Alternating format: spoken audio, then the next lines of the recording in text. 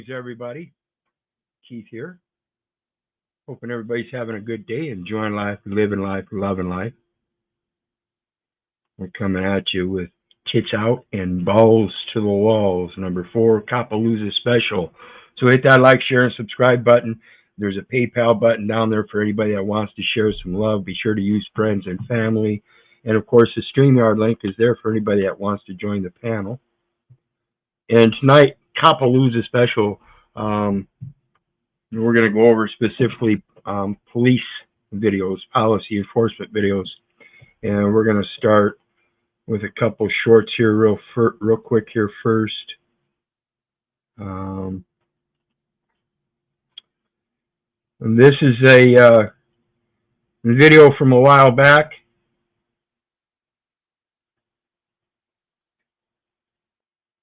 And we're back in third quarter plan.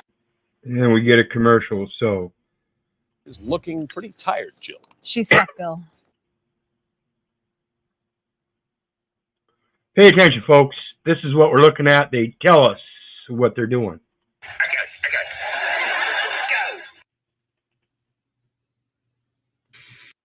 Go. Understand, it's not necessary for people to believe this information in order to weaken democratic institutions. You just have to flood a country's public square with enough raw sewage. You just have to raise enough questions, spread enough. And we're not talking about Democratic Party versus Republican Party. We're talking about the democracy here in the United States. And he's telling you how to destroy that democracy. Pay attention. Dirt.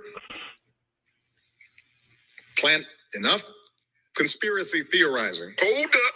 Wait a minute. Something ain't right. That citizens no longer know what to believe.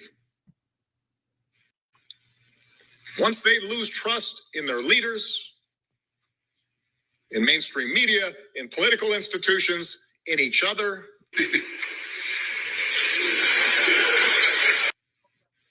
in the possibility of truth. In the possibility of truth. See, everybody's looking for the truth, and that's what they use as the bait. They say they've got transparency and they'll give you the truth. They're never going to do that. You've been duped into believing that this government is for you. It's not. It's for itself. Its primary purpose is to convert private property, yours, into public property, theirs. The game's won. Oh, okay. I think you all know that I've always felt the 9 most terrifying words in the English language are, I'm from the government and I'm here to help. I don't think people understand the source of most current ideologies. And what this course is going to show us is we're from the government and we're here to help. If we stop generalizing about... I got it. Don't know how we got there.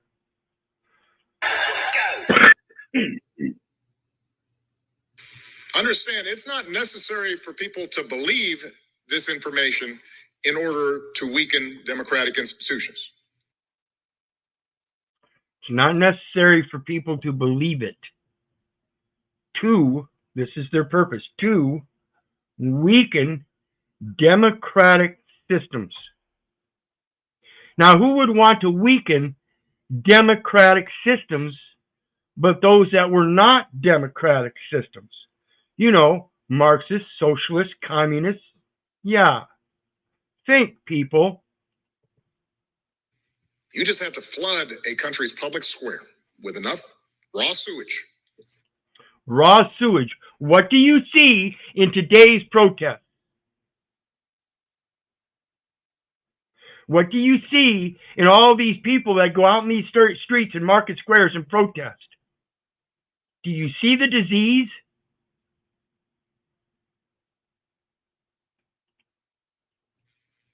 You just have to raise enough questions, spread enough dirt. Raise enough questions because they don't have to believe. That's the premise. They want you disbelieving things and not believing the truth that is already there. that what you see in the street that you clearly see as insanity is in truth insanity. Why would you then want to pick up arms and go out and join them?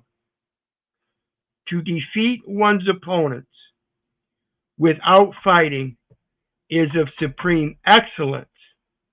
Why is that? They even tell you the pen is mightier than the sword, because it's the pen that lays down the knowledge in these documents, the history, that narcissistic record of the victor over the victim. You think you have a democracy? You long ago gave up the republic. Plant, enough conspiracy theorizing. Hold up. Wait a minute. Something ain't right. That citizens no longer know. Plant enough conspiracy theorizing. So the citizens no longer what? What to believe. Know what to believe. The citizens no longer know what to believe.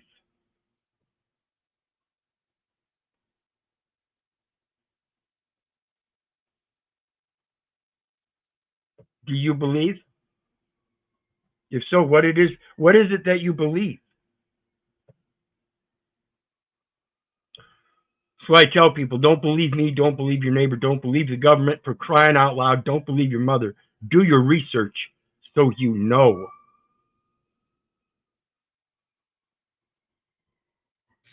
Once they lose trust in their leader, in mainstream media, in political institutions, in each other. In each other. He's talking about the destruction of each one of those systems all the way down to each other.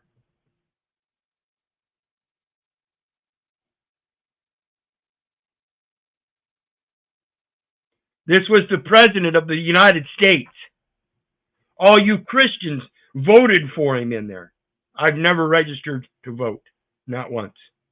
My vote is a parlay for Jesus. In Jesus' name, I rebuke thee.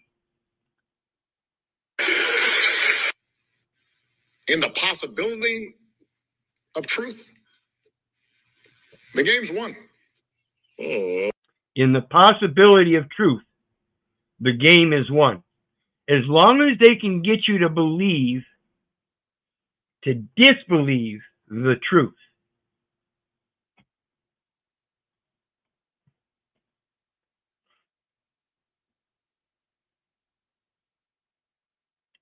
Got some Latter-day Saints outside in the parking lot. They come to the door once. They don't come back here. They go to the other apartments, but they don't come here. Okay. I think you all know that I've always felt the 9 most terrifying words in the English language are, I'm from the government and I'm here to help. I'm from the government and I'm here to help. What do you think, folks? Do you think the government really helps? This former... Because if you do, I urge you again to look at what's happening today. We have a decision to make as people of this country, those that vote. I don't vote. I can influence the vote from my perspective, I hope. But those that vote, we have a decision to make between Trump or Kamala. Either way, that decision has to be made. Either way, no matter what decision you make, there's likely a good chance to be an uprising. What degree of that uprising there is, I don't know. I would think it would be worse if we get Kamala, but at the same time, I think there would be even an uprising if Trump were brought in. Doesn't matter. Well, I don't know what's going on. The link is down there for anybody who wants to jump on panel. And if you're having a hard time, let me know what it's telling you, where it's directing you. Because you should be able to just hit that link and come up. I've never had this problem before. Yes, most of the time they tell you the truth to your face while laughing. So most people think they are joking, and they aren't. Correct. Think about all these movies and stuff. You know, that's a large portion of it. That's part of it. That's one of the main STEM situational things that we get from the public education system, which is the very foundation of a popularity contest, where you put all the students into one classroom, or a bunch of students in one classroom, and you assign them seating arrangements. And then as the year goes by, the teacher changes those arrangements because some of those students don't get along so well. And they do the same thing with the class schedules. They adjust the class schedules because some of the students don't. So it's an adjustment in this popularity contest to see where you're going to fit in society. And that's what the enumeration at birth does when it opens up a state's vital statistics jurisdiction, wherein they keep records, where they have policies to keep track of those records. That's what policy enforcement is. It's an enforcement of the record. And if they can get you to instill your disbelief or not know what you're saying in those documents and making false claims that you otherwise wouldn't make if you knew the truth,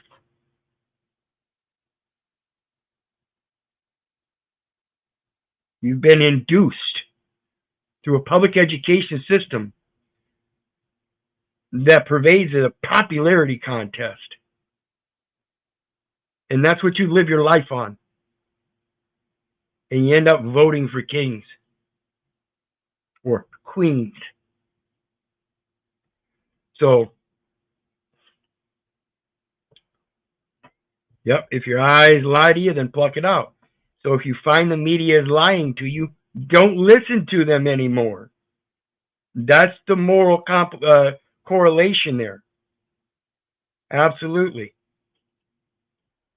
So let's look at this guy. This guy, he's going to tell us some truths that you may not want to hear, but he knows quite a bit. This is Mr. Tulsi. Clay Higgins. This former sheriff remains exactly the same despite his time in Congress. The cartels who are watching, pay attention. I'm talking to you now. With no additional laws, within 2 weeks of the inauguration 2025 on January 20th, 2025, if President Trump is inaugurated, within 2 weeks, you're shut down. You'll bring no drugs into our country. You'll traffic no human beings into our country. You're gonna have to See, this is a guy that's in the inside that knows how Trump ran it, and he knows that if you get Trump back in there, he's going to go back to the same thing. He knows that when Trump, it damn near stopped. revisit your business. That's why they opened that border again. That's their business. Don't interfere with their business.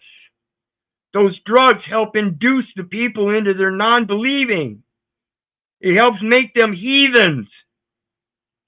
Model. Take some of those billions of dollars you've sucked out of our country, like the lifeblood of our people, and go build a few more mansions on the beach, because you will not be running human beings and drugs into our country within 2 weeks of President Trump's inauguration next year. If things don't go that way, we'll see.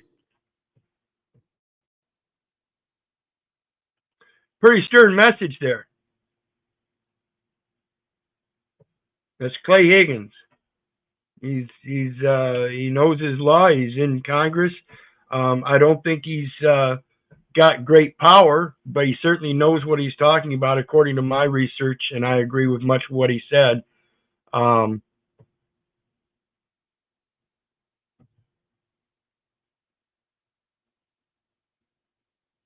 And that goes to my point that if no matter who gets voted in, things are going to change drastically, and there's going to be some uprisings here and there. How bad it's going to get, I don't know. How bad it will get, I don't want to say. It's just a conjecture of mine. It's in my opinion only.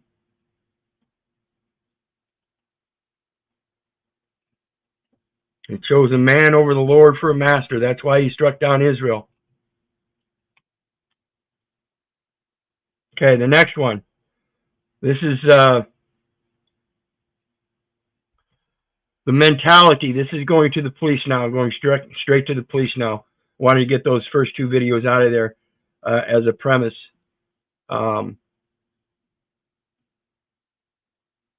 Because we really have to learn what this system is doing to us so we can help prevent it from doing the same thing to our younger generations. Otherwise, it does nothing but conditionally get worse and worse and worse. And that's what we're seeing. That's why we see all this shit out in the streets. And we have Hadassah with us. How you doing today? Good to have you again, sister. Hello. You're muted.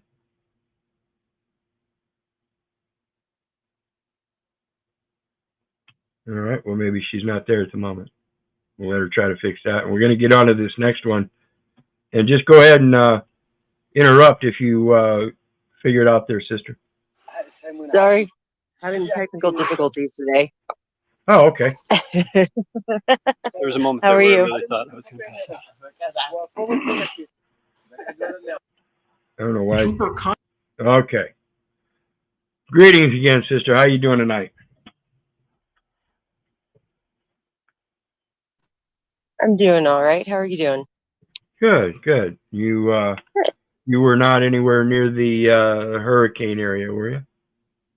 Oh no, but All right. that the ramifications of that they're cleaning up big time on the taxes. I can tell you that much. It's funny how this stuff always happens right before the end of a tax year. Well, yeah, and now you're going to have a lot of people making claims on recoupments on that because their properties were destroyed, but then there's not going to be any recoupment because there's no funds from FEMA left to help rebuild those properties. So we have a lot of people that fell victim to a financial system that can't help them out because it will not do your financial planning for you during acts of God. Therefore, when you depend on that fiat currency, you really have to understand the differential between the Lord's money and man's mammon money. It's not going to do anything for you. You had to do something to earn it, and now you have to work it to do what you want. And even then, you can't get it to do what you want. It's a fixation. It's a fixation on a false medium. Say what? Well, I mean, our true currency, I think, has always been and always will be, knowledge, information. Right, and that's why I say the man's mammon money is a false fixation on the false medium. The medium of exchange is not something in a material piece of paper. It's your thoughts. That's the medium of exchange. In your knowledge on how their system works, if you do enough studying, then you know what button to push to make that go jump, right? Right. Well, it's just like in a simple contract, or simple contract terms include certain conditions, one of which is equal consideration for equal benefit. So thought for thought. So if you go into something and don't think about what's being written on the paper, that's an unconscionable act. As a verse to a act of God, which takes conscience. This is going forth in good faith, coming with equity, bringing clean hands, being careful to maintain good works. You have to do that from the beginning. And even though I was induced and duped like a majority of the population, I now understand the difference. So in my new beginning, I have to assert my knowledge. This is the freedom of expression, not in my ability singularly to express myself, but to enforce that right of knowledge, the right to know for others to know. Because innumerably, infinitely, there are more people out there that have the right to know than my singular right or ability to even express it.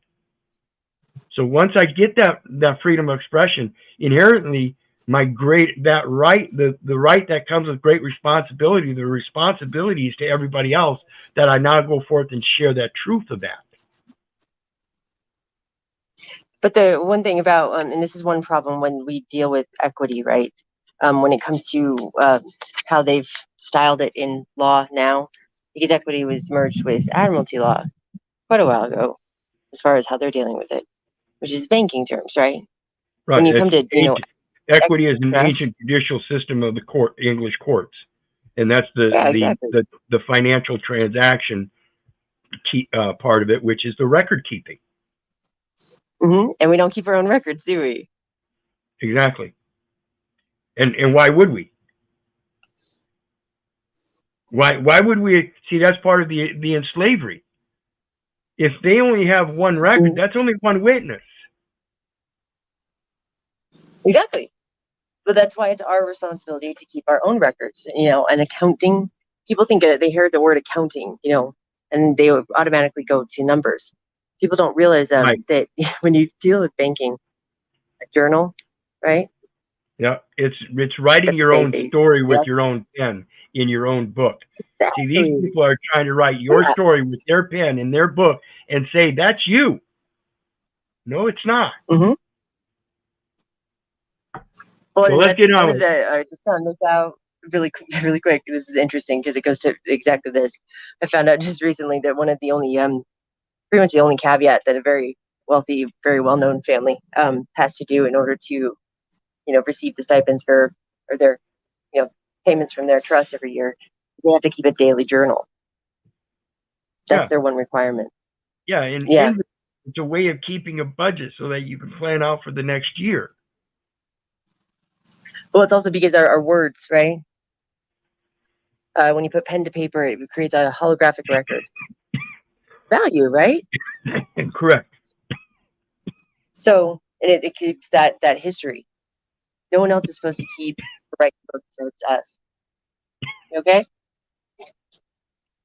That's why Take a minute. we're gonna put up a menu on the refrigerator. We both have dietary issues.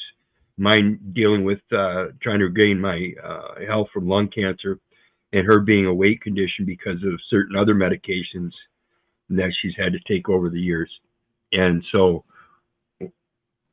I'm hoping I can put up a scheduled menu for the different foods that we need to eat separately because we have different diets, and make that as a foundation part of the journal, because that's truly what it is. To know thyself, you must heal thyself.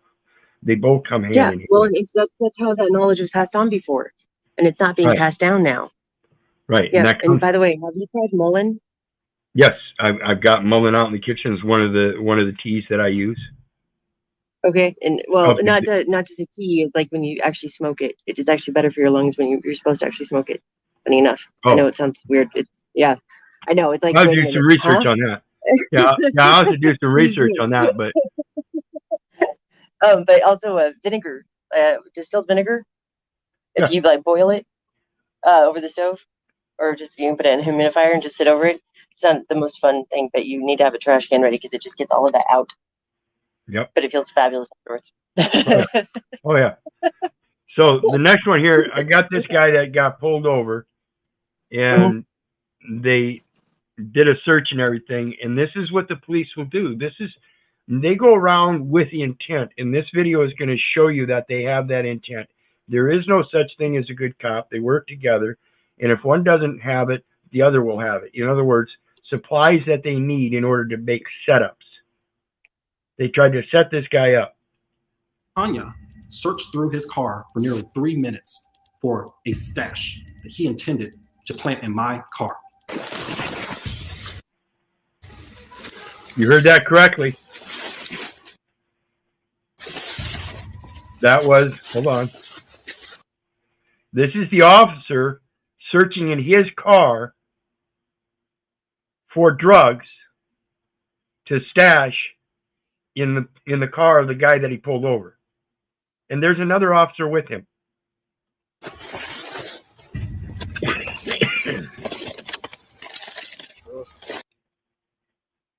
The guy away.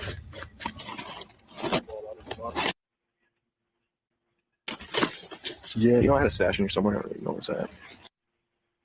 Billy just said, I don't think I have any on me. Yeah, I had a stash in here somewhere. I don't even know what's that. You get refused. Yeah, I had a stash in here somewhere. I don't even know what's that. You get refused. Yeah, I had a stash in here somewhere. I don't really know what's at. Yeah, I had a stash in here already. See, they come with intent. Yeah. Is that sick or what? Yeah. Well, it's funny because that's why they have crime insurance. Literally, it's called crime insurance for committing crimes. Yeah. And they also have Yeah. employee dishonesty insurance. Yeah. Well, yeah, I've got the fidelity bond for the mayor here locally. I don't play no games. I went straight up and got the fidelity bond for everybody.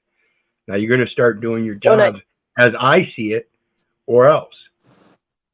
Well, get that. You need to have their insurance policy though too.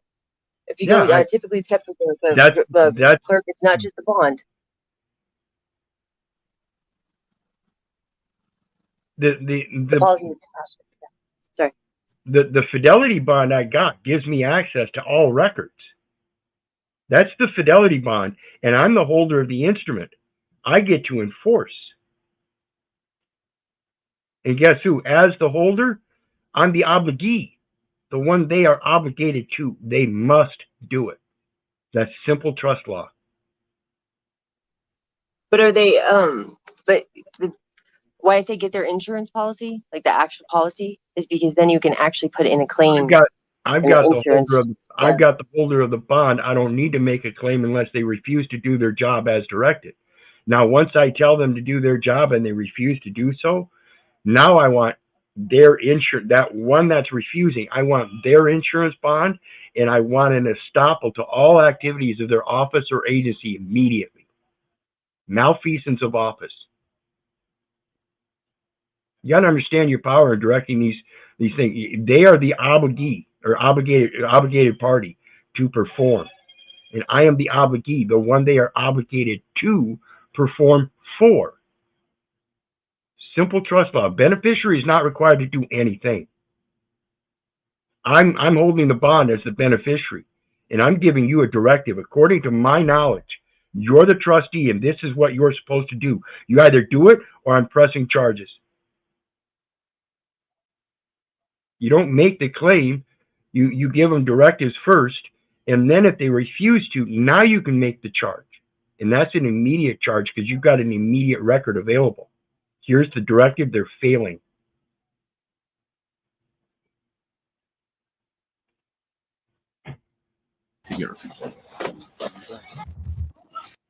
Welcome back to We the People University. My name is Israel, former police officer and former sheriff's deputy. Imagine this. You're just taking a stroll in this free country that we call, United States of America. You're just driving freely at 3 a.m. You get pulled over by two Michigan State police officers, and they state that you are DUI. They make you take field sobriety tests. Well, actually, they ask you to take field sobriety tests, and you agree, which you should never do, but you agree, and you, quote unquote, pass it with flying colors. This is why I say these things are not pass or fail. You pass it with flying colors, and they still state they're going to take you to the hospital, and you're going to have to do a test to see if you have any alcohol in your system. And hell, you pass that with flying colors. There's nothing in your system. But they arrest you anyway. And when they arrest you, they are making homophobic slurs towards you because of their own thoughts about you. Very, very humiliating. But I'm not going to say too much now because I want this guy to walk you through his experience. And trust me, you want to watch it all because what he researched and found about these state troopers on their public social media pages, you don't want to miss. Let's check out this video. Is alcohol impact your ability to drive today? Okay, when was your last drink? Has it been at least 2 hours? Yes. Okay. He said no. Have you had any alcohol to drink today? He said no. And the officer then asked, has it been at least more than 2 hours? He said yes, because he hasn't had any today. Mm-hmm. But then it's an assumption presumption, right? Right. See, that's what the officer's going to push. He's going to state in his thing that it had been at least 2 hours since he had anything to drink, self-admittedly, when that's not what he admitted. The officer left out the important part, which was the question that he asked first. Have you had anything to drink today? He said no. This is the evening time. Obviously, it's been more than 2 hours. He said, and this is why Rule 34, right, in the civil rule and criminal rule procedures. Rule 34 is admissions, right? This is how you close. You can close right. This is when you admit to the on the record, right? Because they're omitting. Right. It's producing documents, electronically stored information, and tangible things, or entering onto land for inspection and other purposes. Well, And what statements. gives and what gives you the right for control and entry if you don't have the legal title? See, that's the problem. Everybody's running around with a legal title on this car saying it belongs to the state. Therefore, the state has entry and control. They have that right to tell you to get out of that vehicle if you're running around with them state plates. By the way, when I need to talk to you because I figured out how to go around that. Well, you got my email. Okay, I'll email you. Yep. Just drop me an email. Okay. 2 hours, you said? What was it specifically? Smelling fruity and a little bit of something else on you. There is no alcohol. On your breath, like smell on your breath. Something fruity, like what were you drinking? There's no alcohol. No? But it's been at least 2 hours? There's no alcohol. Alrighty, just hop out for me. I'm gonna verify, okay? Why are you changing your story now? I said 2 hours, and then I said I saw it on your breath, and now you're denying it all. That's suspicious to me. I'm not commenting any further. I'm not heading out. Hello, my name is Dakari Lariat. On April 10th. So he's saying that he contradicted himself when he answered the question, has it been more than 2 hours? And he said yes, with the fact that there's no alcohol. It has nothing to do with alcohol. He hasn't had any alcohol. And he's saying by saying no now that he contradicted himself because he said yes earlier. No, that's a different question. 10th, 2024, I was racially profiled and falsely accused of DUI by Michigan state troopers George Kanya and Matthew Okai. I was subjected to countless sobriety tests, which I passed. Okay, we'll step off the road here just because it's not even. I want to even surface for you. Stand right on my light here for me. Good. Are you a diabetic? No. Are you a hemophiliac? No. Are you on any anticoagulants? No. Okay, do you take any medication? I do. Like what? Right there, that part though, Keith, this is one part that a lot of people don't get and do not understand, is when they're asking medical information like that, they do not have a right to do that. That's private. That's HIPAA violations. I would say the same thing, because my first thing is, well, what gives you the right to ask me for medical? Do you have a medical degree? See, that's another one of my lovely questions. Do you have a law degree? If you don't have a law degree, then what are you doing trying to enforce a law that you don't know? Yep. It's like if you ask them, do you know about this law, right? And they'll say no if you have them on the stand, especially, and you have it printed out. You know, can you read this, please? Have them read it into the record and be like, now you know. Yeah. Now you know. Notice and it's in the record, dictated, right? Yep. Yep. Now, invoice.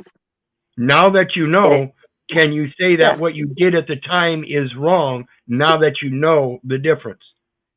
And they're pretty much cornered into saying yes. They convict themselves, folks, because they don't know. It's just like the not believing stuff we saw earlier. Well, that's one thing. People go after fraud, right? And trying to prove the points of fraud is 5 to 8 points is nauseating.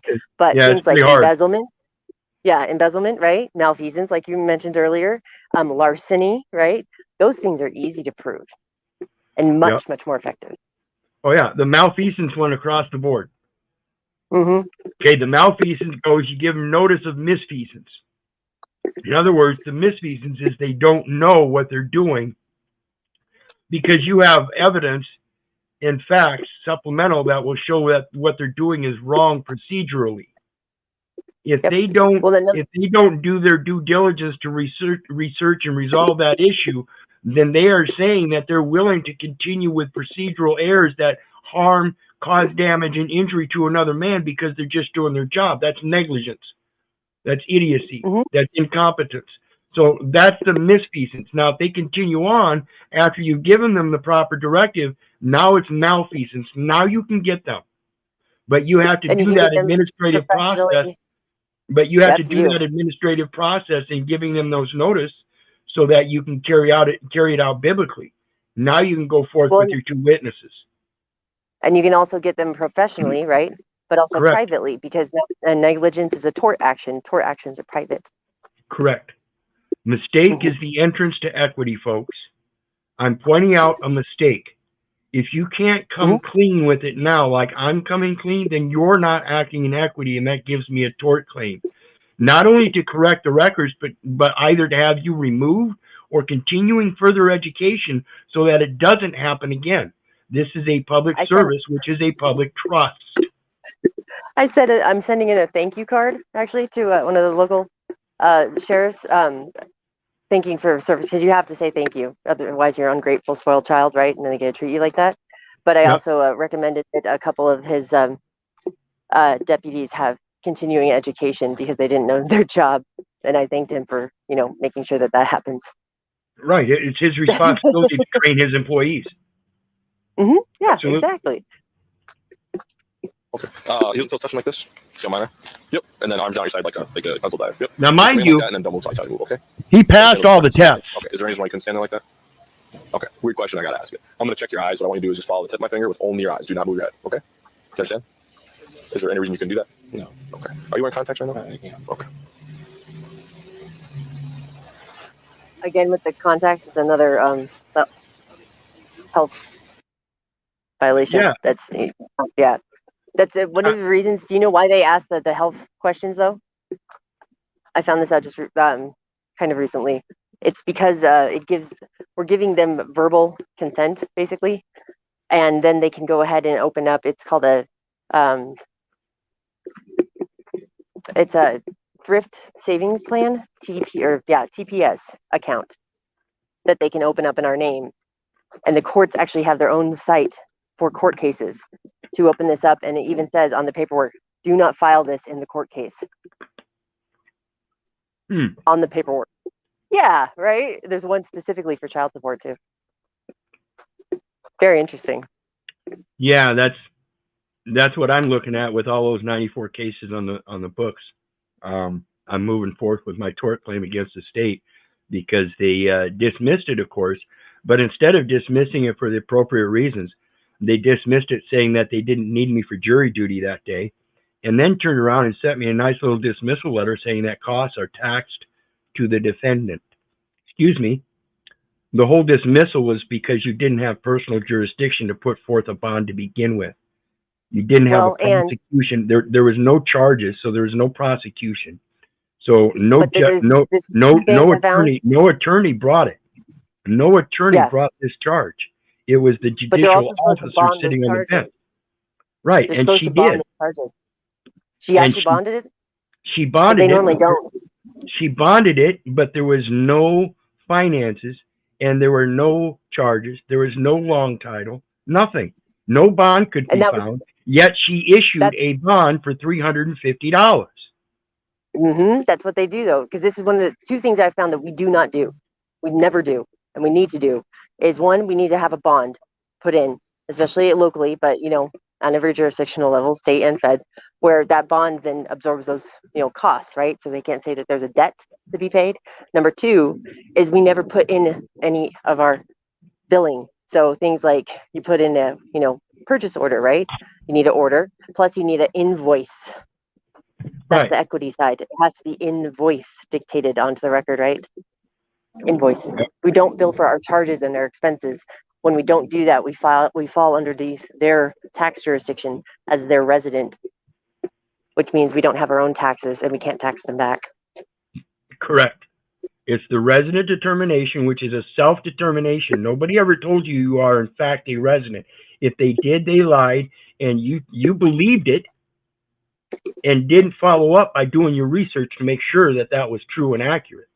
And now you're a co-conspirator, right? Right. Yeah. It's like they're tricky little. Same thing. Keep following your eyes and roll your eyes. You got to rub your eyes or something? No. Okay. You're just not tracking it.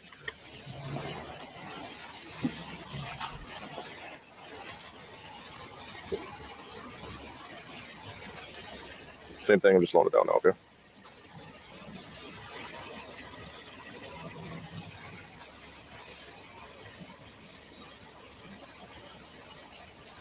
How long you had your contacts in? An hour or so. Hour or so? So they're not dry or anything? They're fine. They're fine, okay. And after passing them, the troopers changed their story and said that I was probably high on weed. Why are you changing your story? I said 2 hours, and then I said I smelled on your breath, and now you're denying it all. That's suspicious to me. I'm not commenting any further. I have not had any alcohol. Okay. I have not had any alcohol. Not had any alcohol. But that part, we have a right to, remain silent. Right. And And it's notice, like the right. Yeah. notice his don't license have- plate. He's got a personalized license plate. This is his name, D.U.M.B. Mm. They call him Daiquiri, even though he pronounced his name. I said 2 hours, and then I said I saw it on your breath, and now you're denying it all. That's suspicious to me. I'm not commenting any further. Oh. I'm not having alcohol. Okay. SARS report. Not had any alcohol. I have not. Do you know what that is? How about That marijuana? is? Did you have? A what? The SARS. Oh, yeah. Yeah, suspicious activity report. Yep. Yeah, through the Department of Transportation, and that's anything that's suspicious. It's like why a branded title, right? When you have a branded title for a vehicle, automobile, whatever you want to call it. They're also called land yachts. Interesting, but a branded title. Yeah, that part. A branded title means you have your brand, that logo, whatever, on that vehicle, and you Yeah. also have a phone number. Yeah, so you've given them notice of who you are, so they can't say that it's suspicious because they Right. know who you are. Yeah. Right. That's why I was talking about that personalized plate. See, that's a distinct plate. He has a private message in there somewhere. But the plate itself still belongs to the state. If you have the Correct. like your logo or your insignia, your seal, whatever, on the car with that contact information, then like particularly 1-800 number FCC, then they can't do anything. It actually exempts you from all licensing requirements. A branded title does.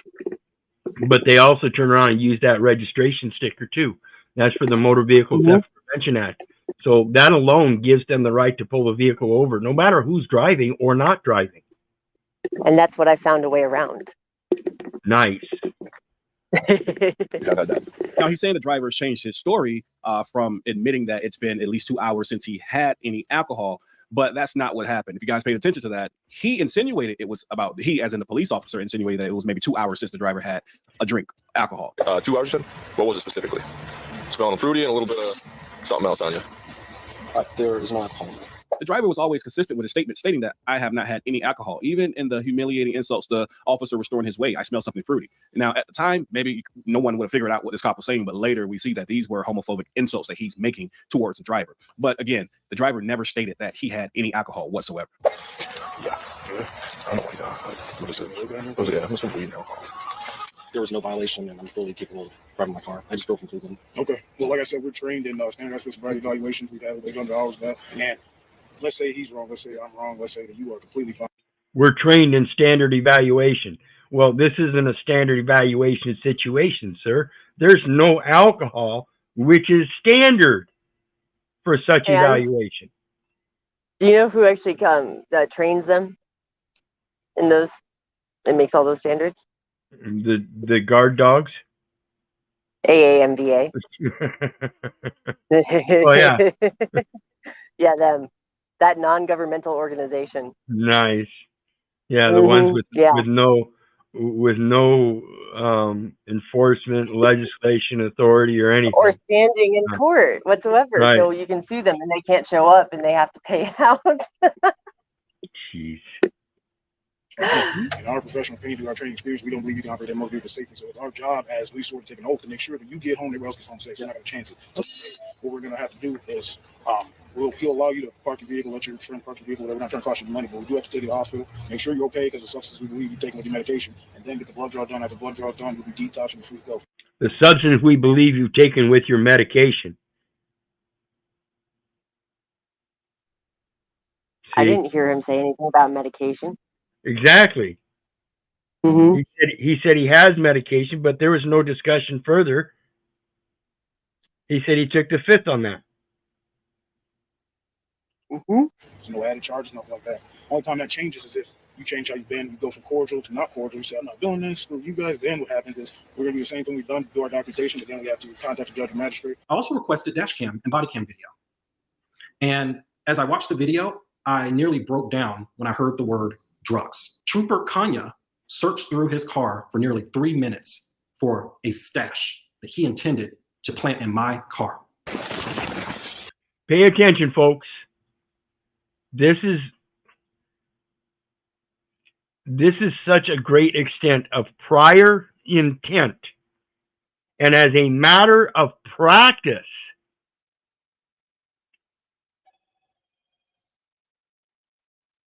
pay attention how cordially his partner came up and they discussed this. That proves it's a pattern of practice and that it is most certainly prior intent. In any case that they choose to do so, for any reason. These people are psychotic. They do not belong in these kind of positions.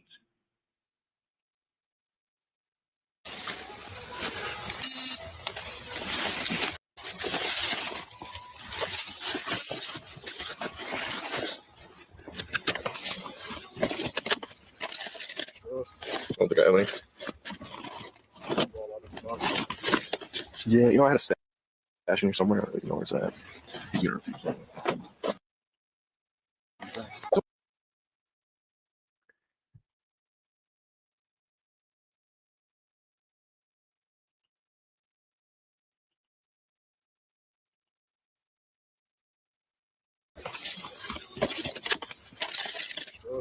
don't think I have any. Yeah, you know, I had a stash in here somewhere. I don't really know where it's at. He's gonna refuse. So one guy came up and asked me if he had any drugs. The other guy responded, well, I know I had a stash in here somewhere. Don't know where it's at. So at this point, this cop is searching through his car for drugs. And you can hear his partner say drugs. And he goes, I don't think I have any. I don't even know where I put them. They're in here somewhere. And you're going to see that he's going to search throughout his car for a couple minutes, trying to find where the drugs are inside of his vehicle so he can plant this on the driver. And the genius recorded himself doing so. It's amazing. Let's keep watching. I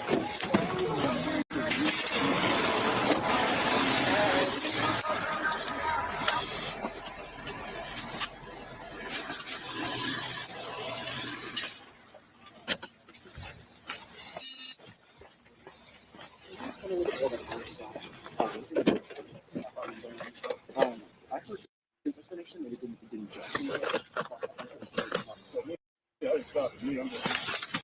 Imagine being so high on the job you can't remember where you put your drug stash at, huh? Yeah, that's messed up. Yeah, I didn't say that out loud, did I? Did you guys hear that? Well, this is a very excessive stuff. It's cold.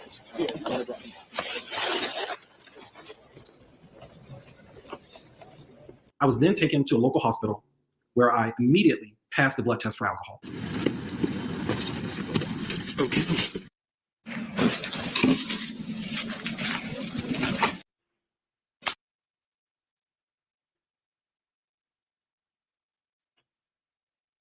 And despite all of the evidence, the troopers then decided to jail me so that I could sober up. Throughout the night, I was subjected to humiliation, mocking of my name, and homophobic comments.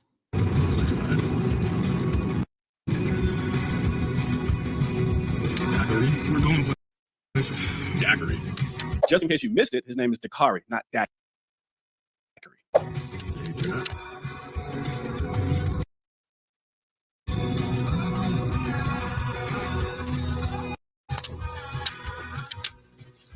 You've been drinking daiquiris? My goodness.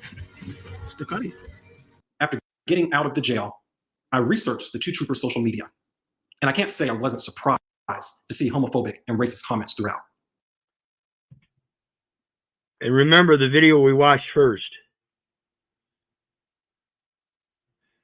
Dividing people so much to creating so many things that they can't believe anymore.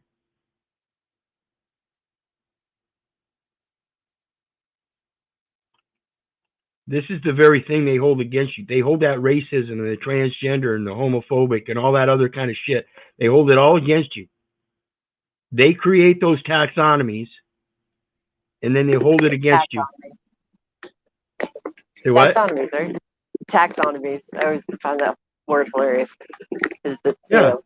That's exactly what it is. It's a categorization so that they can put a value to you. Mm-hmm. Well, that's why they've classified the whole entire internet as a mental health institution, right? You have the lunatics running the asylum. Yeah. Yeah, go anywhere you want. You can hear it in the background. Mm-hmm. It's been very tempting sometimes just to have like ready to play and like a clown nose or something in the car and be like, hold on, I need to put on my costume and background music really quick. We're acting and all. Yeah.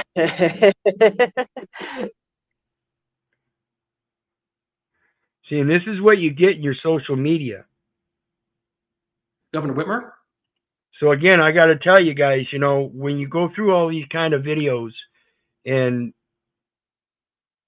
you don't have the proper discernment and it starts affecting you, it's time to have a timeout and get away from it. Okay? Make sure you understand what kind of effect this stuff can have on you. It does have its effect. The more you're aware of that, the better you can comprehend what's actually going on and avoid its complications. Keep your thoughts. Brady, please keep your thoughts in order. Please terminate these dangerous cops immediately. I'm sure these guys meant no harm. They should continue to be Michigan State Patrol. I'm sure these looks awful young.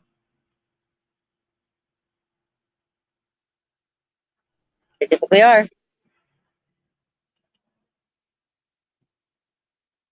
Yeah, they look awful young, guys. I don't know if I want these kind of young people trying to enforce laws. Like I said, not only are they not medically qualified to even perform such tasks on the side of the road, even if you were drunk, you would then have to be, by reason and logic, well, they're drunk. They consider that a definite medical condition, a chemically imbalanced medical condition. So you would get a medical professional. And I'm pretty sure the medical professional would take it under his discernment and say, well, it would be kind of dangerous to make him try to walk a straight line on the side of the road when he's drunk. He might fall into traffic or something, things like that. And they would be more concerned about getting him back to his regular mental and healthy ways than anything else. And that is and should be the priority in situations like that. In my opinion, of course. But these people like this, they have no discernment for that. Neither do they care, nor have they ever been trained. They're doing it for a paycheck.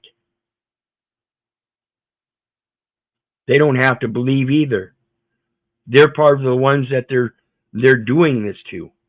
That's why they give them those jobs. Equity, diversity, and inclusion. Come on. I'm sure these guys meant no harm. They should continue to be Michigan State Patrol for the state of Michigan because we can see. Meant no harm. I disagree with you there, young man. I disagree entirely. As I stated, they were traveling around. One didn't have drugs. The other one couldn't find his prior, planned, practiced intent. See just how great their police work really is. Now, this is for the naysayers out there. If this video isn't enough evidence, if the other, maybe 600 videos on this channel have not proven to you that there are bad police officers out there, and if you're not trying to be on one side or the other, you have to make a decision, either leave or conform. And in most cases, people are conforming.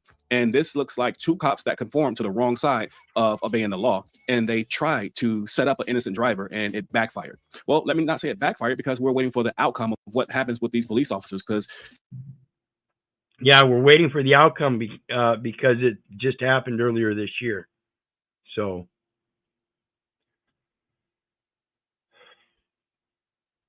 next one I got is a short. Will they ever learn?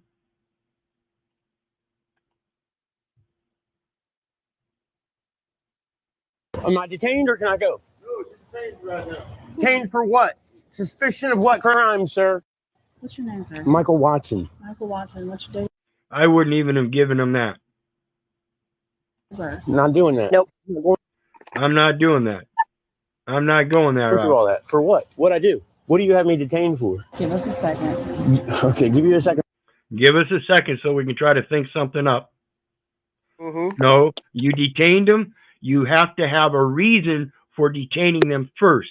It has to be articulate, and it has to be a suspicion of a criminal activity, past, present, or intended for future. And for what? For what? You can't answer that question? I'm not going to talk to you right this second. You're not going to I'm not going to talk to you right this second. No, you're duty bound. You started this conversation. talk to me. That makes sense. And that's not how shit works, bro. I'm free. I'm a free person. I'm not on any kind of probation, parole, anything like that. I don't have to answer to none of y'all for shit. You want to violate my Fourth Amendment is what you're trying to do. You're violating my Fourth Amendment. So y'all need to learn some shit. Leave me alone. They're all trying to pile on the pig. Pig pile. Everybody's trying to pile on and violate his Fourth Amendment right, and he's absolutely correct. This is ridiculous. This kind of stuff's got to stop, folks, and this is the way we stop it. By educating ourselves. We've got the only way we can come together is in the knowledge. If we keep dividing through disbelieving, it shows our inability to do the research and come up with the proper responsive solutions. Leave me alone. Y'all are slowly but surely losing respect from people because of doing this shit. Just ridiculous. The uniform tricks many citizens into believing that the police are the most patriotic members of society because they should be. But the sad reality is they aren't. They're induced, indoctrinated, just like everybody else. They are in a very poor position.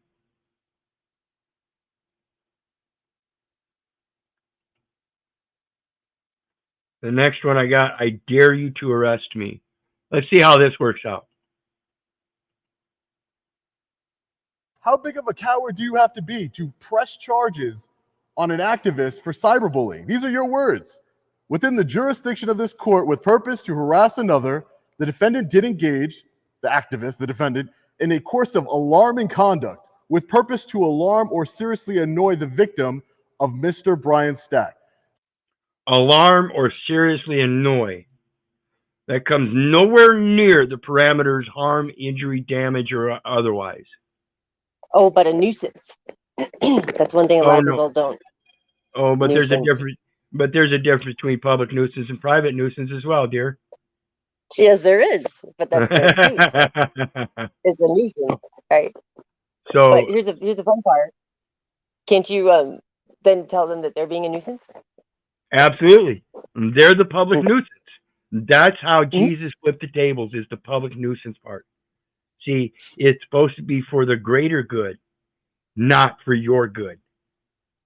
So when the greater good stands up, they'll turn that table right the fuck over.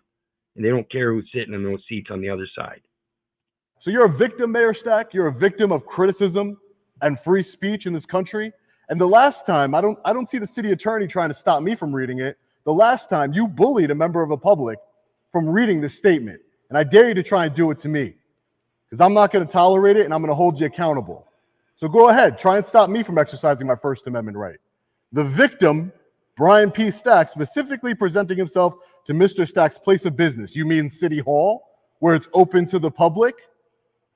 The people's house? How dare he go to City Hall on multiple occasions, yelling for him to resign from his office due to the corrupt nature of his position. How big of due to the corrupt nature of his position. No, it's not the corrupt nature of his position. It's the corrupt nature of his character. Because he took that position and was empowered and felt entitled to do so. See, this is that same concept of Trump and Kamala. If you're going to be putting these people behind those seats, you better be prepared to be one of the ones to stand up and turn that fucking table over on and let them know you're the boss because you're the one that put them in that motherfucking seat. That's how you make your vote count. But nobody wants to take that responsibility. Right. You don't make your vote count by sitting on the couch, watching everything on a boob tube, slamming processed foods and poisonous drinks down your throat. And then when you hear the nice sirens and pretty lights outside, You go out and take a peek and they're arresting somebody a couple blocks down the street. You don't give a fuck. You go back to your goddamn life. When do you think they're going to come to your door? After night after night after night, you poke your head out, do the same thing, see those sirens all over the neighborhood. When do you think they're going to come to your door? You're living in the middle of it and prefer your cognitive dissonance because it's so comfortable. Sit in Plato's cave. Pathetic. It's liability, right? Everybody's so scared of being liable for things. People don't realize that when you take responsibility, it relieves you of liability. Right, and that's the right that you have. See, people forget. It's like the Spider-Man with great power comes great responsibility. With great power comes great responsibility, and with your greatest assertion of your right, you have to stand responsibly. Because if you don't, and you sit there and squawk about your rights while somebody else is feeding you, you are delusional. But because it's your left, right? That's your responsibilities. Nobody ever talks about your left. You need both. You can't just walk on one leg. Or, only you. Well, your right is your emotion. Your left is your logic, and you have to have them. You have to be able to put them in patterns, orders, sound mind. Right, one after another. So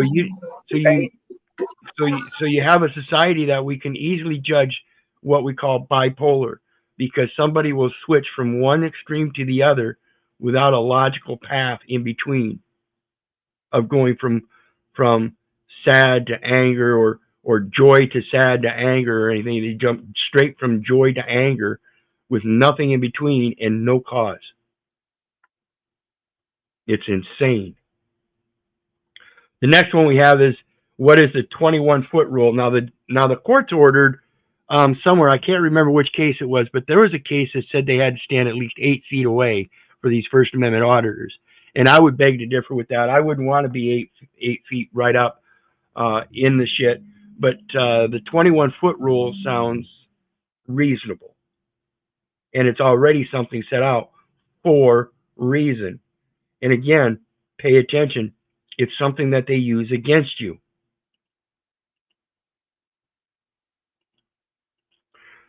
How come it's legal for the government? It's a military tactic to do this, but it's not legal for a citizen acting in self-defense. For a police officer, is something that is referred to as a tool or drill or 21-foot rule. As if I'm standing 21 feet from a potential threat, and let's say he has an edged weapon or a club, if he rushes me, by the time I can get my gun out and fire a shot, he will have stabbed me about the same time. It's a tie. This is why police officers are trained that people with clubs and knives are a danger to them at greater than 20 feet. The prosecution mindset typically is the farther someone is away from you, the less threatened you should be. So therefore, if someone's 10 feet away, you shouldn't have fired your gun in self-defense. Now, my theory is, if it's justifiable for a police officer to shoot a threat at 20, 21 feet, it is just as justifiable for your client acting in self-defense to do the same thing. Absolutely. And if you understand that psychopathy there, they put a distance standard of 21 feet. Who the fuck is going to get out and measure 21 feet? Okay?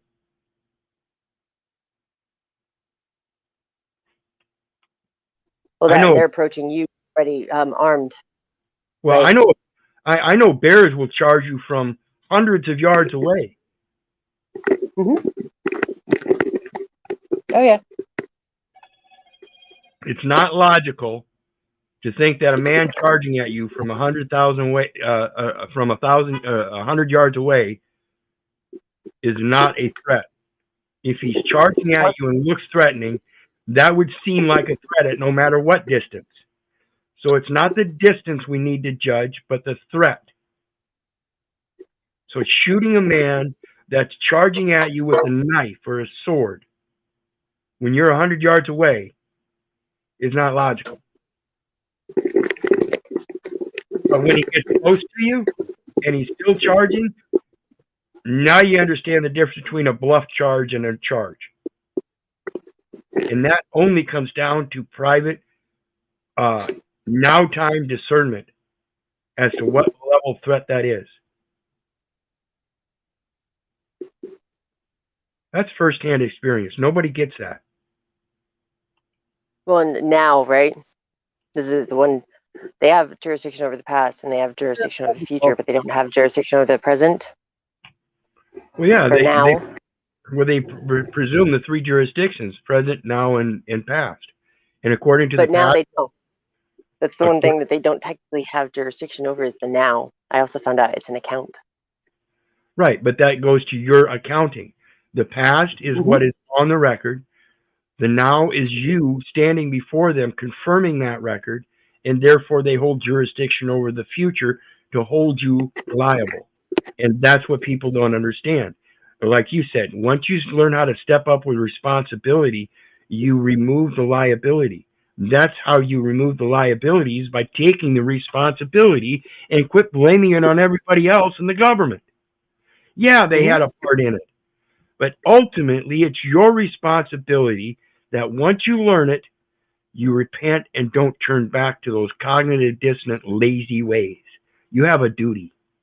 And if you don't believe you have a duty to the rest of mankind and their knowledge to know, their right to know, you at least have a duty to yourself to know. Whether you express that or not, I don't give a rat's ass. On me. You just did it again over this garage. To be completely transparent, I'm really starting to enjoy it. The last time there was a sheriff called on me for a sick cat. He came out for 15 minutes. He did his job. We had a good conversation. And then I made some videos and started selling extra products. And I profited about $5,000 from a sheriff coming to visit me for 15 minutes. $5,000 of profit. I'm an opportunistic individual. And while I hate that people are wasting the agency's time, like any good entrepreneur, I'm not. This is one of those aspects that I talk about when Big Brother is keeping an eye on you. It goes to that principle: to defeat one's opponent without fighting is of supreme excellence.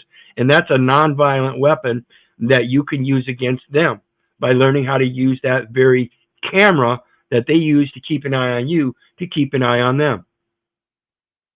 But do it in a creative way so that it's not. Say what? Invoice. It was that billing I was talking about. Invoice, right? You have to invoice for your expenses. Yeah, so he put an invoice in a video, and that's his entrepreneurship, that creativeness to be able to do so right from the start. He came at it with an equity viewpoint.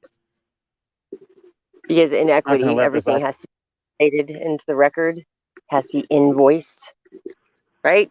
Yep, and you can tell this guy talks from his heart. I don't know who this guy is. It says Narrowway Homestead, so I'm going to go over and go ahead and just subscribe now. But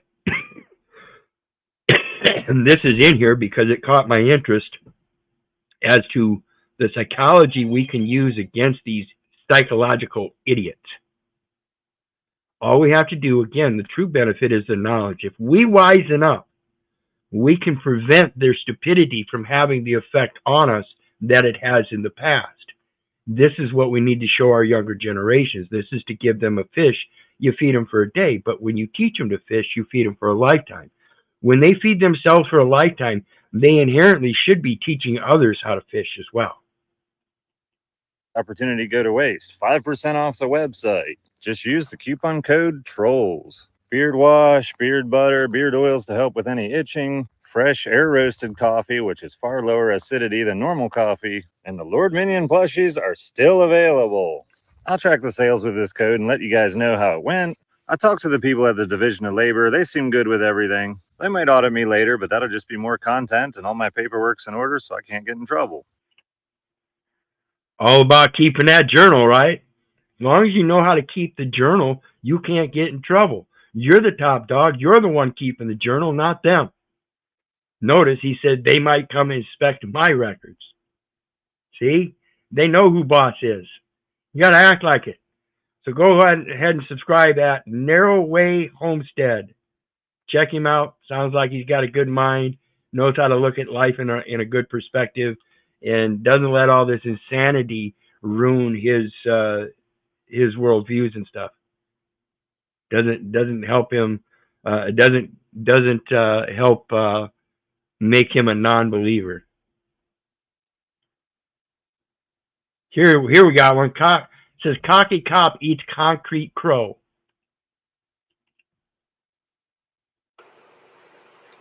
What's going on, gentlemen? Hey, officer. Can I get your name and badge number? Sure can. 337, sir. Your name? You don't get my name, sir. By our department, my chief. I don't have to give you my name, only my badge number, 337. All right. Fair enough? Fine, that's how it is. That's how it is. It's okay. We can do a Freedom of Information request and get the name that matches the badge number. No problem. Or That'll be a in TOPS request. Transparency Act request is actually more effective there. Because otherwise they can say that he's a protected person and not give it over. Oh, no, not as a public official. He's not a protected person. He's in the protective uniform itself. He is one of the protectors. That demands transparency. Yeah, well, they're supposed to, but that's the thing is they don't really follow their own rules, right? But that's one of the things why you do a Transparency Act request instead of a FOIA. Because that they have to be transparent. Well, we'll see. Right. But anyway, yeah, we'll talk about that more too, because that is a good point. If it gets a better effect. Okay, that's how it is, sir. No problem. Okay, you are in the roadway, which is against the law, and if you don't live around here, you're loitering and prowling. Do you have are you local? I don't. Do you have any journalist Do you have a credentials? card on you by chance? Do you have any journalist credentials? Oh, okay. Well, I'm fine with that. But you just said you're a journalist, so I'd like to see some kind of credentials to show you're a journalist. Well, I don't need to provide that. Well, you just said Some kind of credentials. What's a credential? Credit.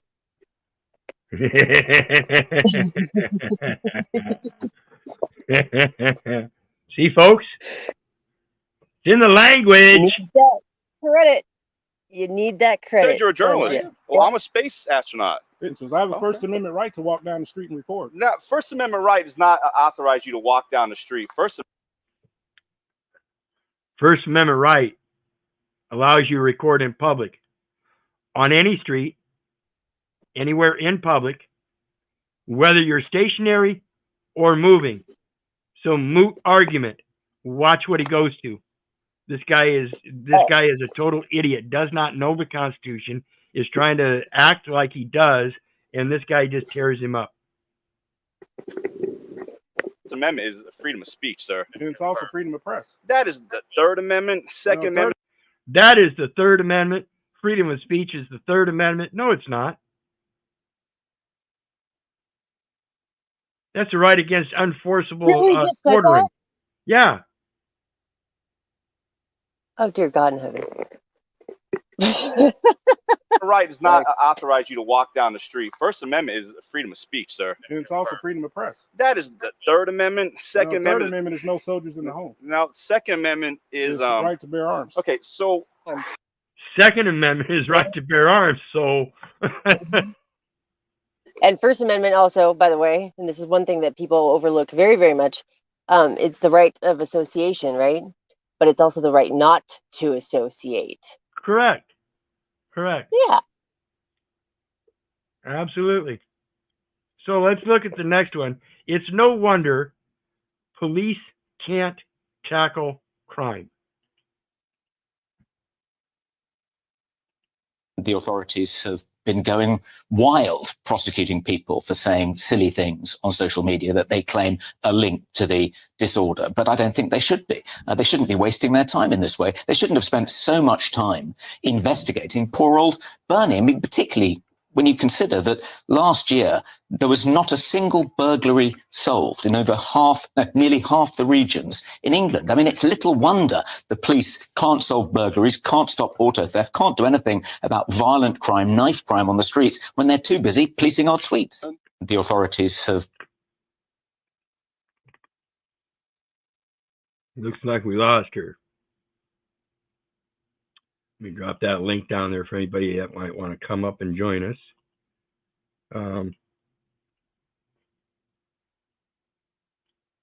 But yeah, that's one of the main things here is if they're worried about the social sites, and like I said, or like that video earlier showed, you know, they get on there and they show their disparaging behavior, and that's what they're concerned with, is your behavior against their disparaging behavior, and that's what they're truly policing, is so that you don't tattle on them. This is the insanity of believing that they have any power. I'm not here to tattle on them. They tattle on themselves. They do this shit openly, and people record them. Public cameras record them. Let it work. Quit fighting it. Mind your business. Concentrate on you. Learn how to govern your own mentality. And again, that's don't believe me, don't believe the neighbor, don't believe the government. For crying out loud, don't believe your mother. Do your research so you know. Now, this next one is the insanity of people that believe that the police are there to protect them and that they can use the police to hype things up. And your insanity, again, will give you up. And these very police that act this way will see your behavior, the same behavior, insane and psychotic, fear-mongering bullshit, and they'll take care of you. These are the people policing you that you voted for. It shows you're of like kind. Think about that, folks. Karen lies and says a man has a gun at school. Who called the police and said someone had a gun?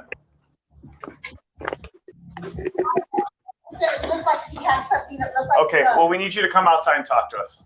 Because no one said, everyone out here saying that nobody said he had a gun, and that's a very serious accusation. I know. It looked like he had a gun in his back pocket. Someone said he has a gun. I said it.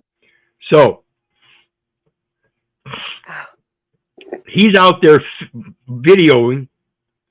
All kinds of people know that he's out there videoing. They're going in and complaining. She's in the back, and they're out in front complaining this whole time. Finally, she wants to come out and complain. And she's the one that says, oh, well, let's just escalate it and say he has a gun. You've got to stop this, folks. Your henpecking, lady group, fear-mongering, beta corporate cuck bullshit's got to stop. Escalation, by the way, that's an insurance term. Oh, yeah, I use it on the phone all the time when I'm talking to these representatives. I'd like to escalate my claim now. And they move you up. Yep. Mm-hmm. Looks like he has a gun in his back pocket. They said, where is it? I said, it looks like it's in his back pocket. And they said, what color is it? And I said, why are we black. calling in the first place? Because he says he's just out here recording. So what's the issue? No He's gun. been out here. He was taking video and pictures of the school kids. Okay. And then my owner went out and he started trying to incite the owner. Mm-hmm. And then our other gentleman. He was trying to incite the owner. How was he trying to incite the owner? It sounds like the owner went out to him. So he would be the one inciting. Up until that time, up until that time, he'd been doing nothing but taking video. Mm-hmm. And you and your fear, that the cops do, right? Right, and you and your fear, yep, did the exact same thing, made a false claim. Now the police, who are normally the ones that do those false claims on those gun things, they didn't make it. They were called, and you are definitely making a false claim. You're the one going. And went out with him, Shamir. And so I brought my dog out here to go pee, and the man turned around, and I saw something in his back pocket, and it scared the hell out of me, and I came in right away, and I called the police. Saw something in his back pocket. How many people you know carry a gun in their back pocket? Nobody I know. Well, nobody that knows how to actually, carry a gun. Yeah. Certainly anybody that has been around people that have had guns and would recognize a gun would know they don't carry it in their back pocket, and that it would actually look like a gun and not a wallet. Mm-hmm. Yeah. That part. But it's really quick. The whole inciting thing. Right, because they love to use it. You're inciting this, you're inciting that. Is that why they call it a citation? Yes. Mm-hmm.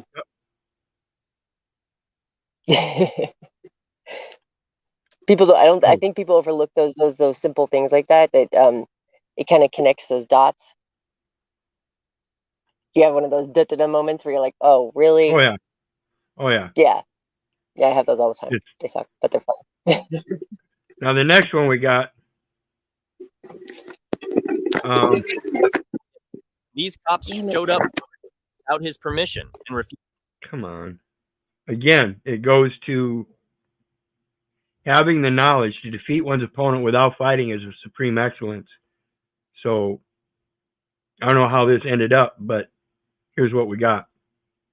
Refused to leave despite his repeated demands. With no warrant and no proof of consent, they violated his rights and overstepped their legal boundaries. I have asked you multiple times to leave my home. The way that it came to my house aggressively with 3 officers, I did not allow you. Do you have videotape of that? That shows that I allowed you into this home. Once we verify it. You don't have to you can verify it outside because you have no right to be in this home. This guy's saying these guys were outside and he opened the door to address them and they immediately pushed in. Have taken they too do that all the time. Any allegation of anyone. Do you have video or audio proof of me allowing you in this home? I did not give you permission to enter the residence. Leave the residence. You can verify anyone outside of this home. No, outside. I opened the door and you all barged in. Are you refusing to leave this residence? I did not at any time give you permission to enter the home. Please set the ID. You as well. So it looks like they left. Well, consent is huge. Right, but notice what they threw on the counter. Here's your ID. Okay? That's a private violation, demanding ID for no cause. That's what that credential is all about. They're looking for the credit. They want to know certain things, and in that's a financial instrument, folks. It's an unsecured credit card. Yep. So let's take a look at this. We got another one here. It's Fort Worth police released body cam footage of deadly shooting 2 days ago. Have released body.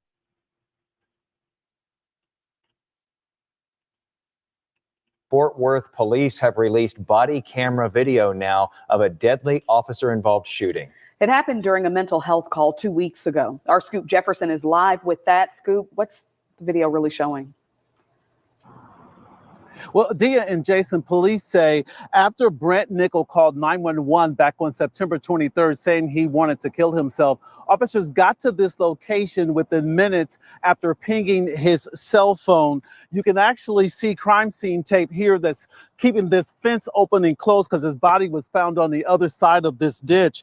That police body cam video shows exactly what happened after officers arrived here. Officers found Nichols' white SUV abandoned here in this parking lot on Selnick Drive. Now, we're just near I-20 and Granbury Road. Police had already learned from the 58-year-old's family that he was suffering from a mental health crisis.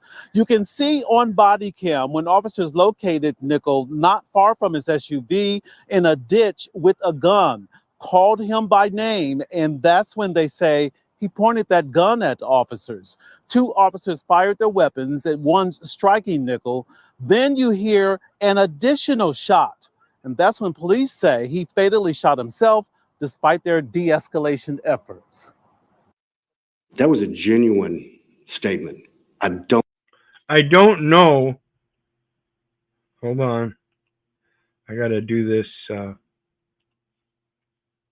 I don't know that enough people in this society have enough faith in the people that are doing this policing to have them confronted in suicidal situations like this.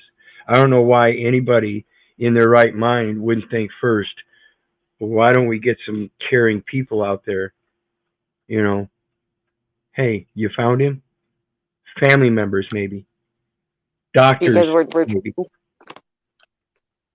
Because what? we're trained from very young to call 911, right? Well, yeah, but see, the problem is the distinction in the 911 dispatch. You can call 911 and say that my suicidal wife has a knife, an open-bladed knife, and is threatening suicide, and they send the police. I needed doctors, not police. Crying out loud, I could have taken the knife away from my woman. I didn't need the police to come in and arrest me. But then they wouldn't make any money off that. Of course not.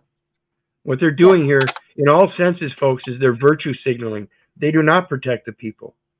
They're indoctrinated just like the people, and they use it to their advantage for their will.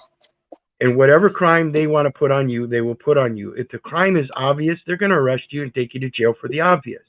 One way or another, when do you think they're going to come get you? Or do you think you're special? We all think we're special, right? It's sad.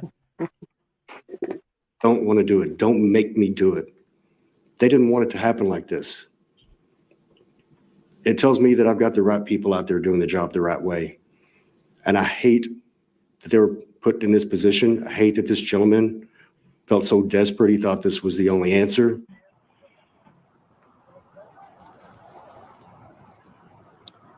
The officers involved in the shooting are undergoing counseling as the investigation continues. The Tarrant County Medical Examiner will determine Nichols' exact cause of death. Today, Fort Worth Police Chief Neil Noakes, he urged people to use the 988 crisis hotline for suicide threats if you know of someone threatening to hurt themselves or someone else. That suicide hotline, 988, is open 24/7. And anyone can use that hotline, especially during a crisis. Back to you in a That's the In first. using that hotline, though, folks, I urge you, again, take into deep consideration family bonds and medical professionals that might be able to better handle this kind of shit. They never talk about the suicide hotline. For crying out loud, I know animal control officers that have dart guns that will dart animals. It seems so much more peaceful. Well, we're also classified as animals. Well, it makes Especially in all that much more sense. Yeah, no, right? Call the fucking animal control officer. Get him out there. Dart that son of a bitch. Knock him out, man. I'm not trying to make light of the suicide and shit, because to me it's devastating. I hate it. I really dislike people that talk to me about suicide. It just disgusts me. I'm sorry. But in the light of all things, there's got to be there's got to be a better way. And my God, we're going 8 eons minimum. 8 eons minimum. You'd think we'd learn by now something better than just kill them. Just kill them. It's pathetic. So the next one is the Kentucky sheriff pleads not guilty to fatally shooting the judge. Remember that just a couple of days back? Oh, wow. Disturbing video now shedding light on a Kentucky County sheriff who is being charged with the shooting death of a judge inside of his court chambers. Sheriff Sean Steins made his first appearance in court last week. That video is just so hard to be able to watch there, where he pled not guilty. Police say Steins shot Judge Kevin Mullins multiple times last week after an argument inside a Kentucky courtroom. They have not offered any details about a possible motive, but if convicted, Steins could serve up to 20 years to life in prison. So I want to bring in Chief Legal Analyst Colleague Rhodes' conversation right now. I'm just seeing that. It's so disturbing. I got to ask you first, it seems like there was some time there that was happening, and also to point out, as you mentioned off camera, that that's not where the shooting actually happened, but there was some conversation, it looked like. So this was a crime of passion. Yeah, the original pause is not the shooting, and you can see he's looking for multiple angles, and when you look at the entire video, it looks like he got about 4 different shots in that situation. But his attorney argued that exact same thing. His attorney wants the entire video released prior to the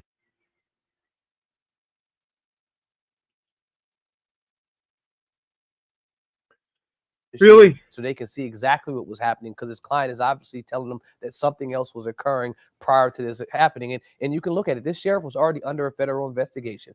They had lunch together, him and the judge. And so there was already this personal connection multiple days before this shooting took place.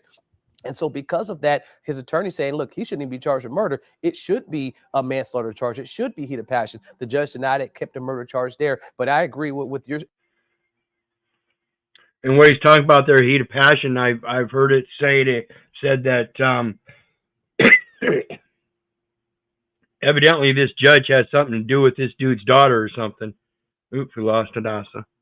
And so that was the underlying emotional psychopathy behind the shooting. Assessment from looking at that video, the first approach is this looks like it's something personal. It doesn't just look like a random shooting. Yeah, and also to be able to point out, though, because when you look at what's on video, again, you're innocent until you're proven guilty. Make that point. But the video, I mean, we're seeing people on the video. We're seeing what's happening going on. If you did it, why plead not guilty? Well, you plead not guilty because you save yourself for another day. Pleading guilty, the case is over right there. He goes to prison for 20 years to life. You plead. Yeah, you plead not guilty to the charge because there are exceptions and exigent circumstances supplemental to it, to the record as evidence that will show that he did it for a just cause, is one thing. And that would most certainly be... There's not an innocent plea. Right. And well, that tells you that it's a Title IV, or excuse me, Article 1 court for Title 4D contracts. It's still the same situation. They're still running the same program. They're just adding a few other elements that they call criminal to make it a crime. Not guilty, you get an opportunity for a preliminary hearing. At that preliminary hearing, his attorney will make an argument for a lesser charge. He'll make an argument for some type of pretrial. Preliminary hearing. Liminary is liminal. It would be the threshold. So it would be pre-threshold hearing. So at the hearing, they're going to set a threshold. So that threshold is the charges. And are you going to plead guilty or not guilty? So what? Insurance. In insurance, it's called a basis. Right. The basis of the claim. Mm-hmm. He'll make multiple arguments to try to put his defendant, his client, in a situation where he can get some type of lesser charge than what he was already facing, which was life without parole. And so the goal is, okay, we'll not plead guilty and we'll figure out what avenues we have. One of the things that the sheriff said is when they will arrest him, just treat me fairly. And he says, hey, they're trying to take and kidnap my daughter and my wife. Now, those are the statements that the sheriff made when he was arrested. And so he must have some alternate type of theory or kidnap his 12-year-old daughter and his wife. So there's something underlying in that personal relationship. That was my first thing. I was like, so what did the judge do? Yeah, that's, Yeah. We may or may not find out. If he's just a defense attorney to try to figure out how he maneuvers him out of there. I will say this, duress in North Carolina is not a defense to murder. Mm-hmm. So even if you are under duress, you feel like your life is in danger and someone's threatening you to do something, force you, that's not a defense to murder someone else. Right. So if you're saying that someone was threatening to kidnap your daughter or threatening to kidnap your wife, whatever its allegations are, that still wouldn't be a justification to then do that as a defense in this situation. Okay, so that's in North Carolina. In Kentucky could be different. But the question I have for you now is when you see the video there and you see the access that the sheriff has inside to be able to speak with the judge.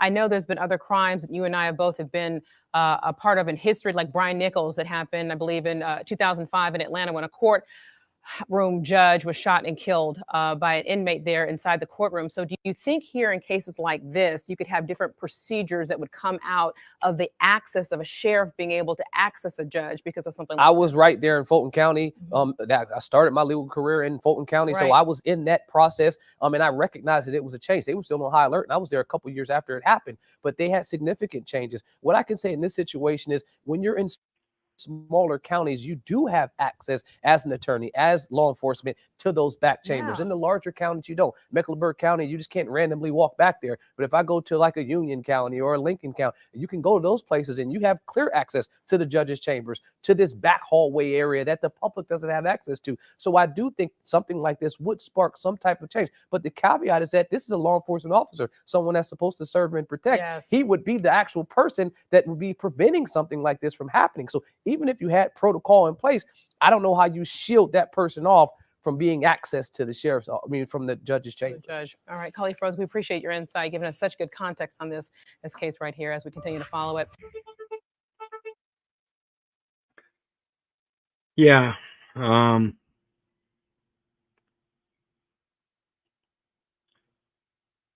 We lost her again. So yeah, again, another aspect of the reason why we need people understand the age of this sheriff and the age of this judge. In this instance, we have two full-grown males that should have been honorable, not just in their job but in their life. And somewhere along the line, there was some dishonor because of some kind of personal relationships, and both of them probably got those jobs because of some kind of entitlement to power, and didn't really earn them. This is the way the world works. Let it work.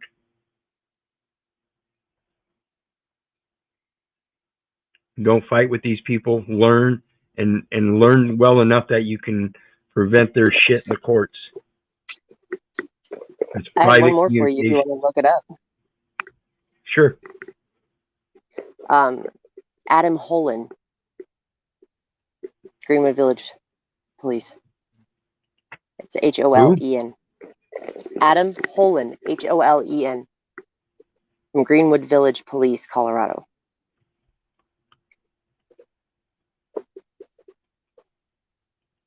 Adam Holen shooting. Mm-hmm.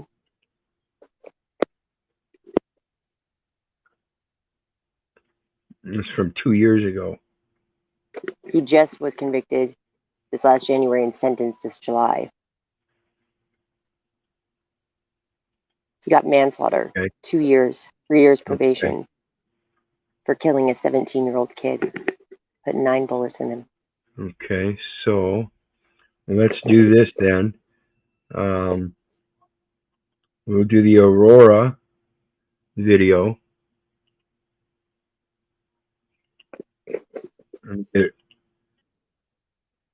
Let me get it set up here. What's interesting about this, though, too, is one of the county commissioners has the same last name, and it's not a very common last name. We don't do any background checks on any of these people. We don't vet them like they, do us. Yeah. So And we should. I helped a guy. I helped a guy with a child support case in Cuyahoga County, Illinois, a few years back, and what we found was that the prosecuting attorney, and this isn't a child support case. So how does child support turn to a criminal prosecution, folks?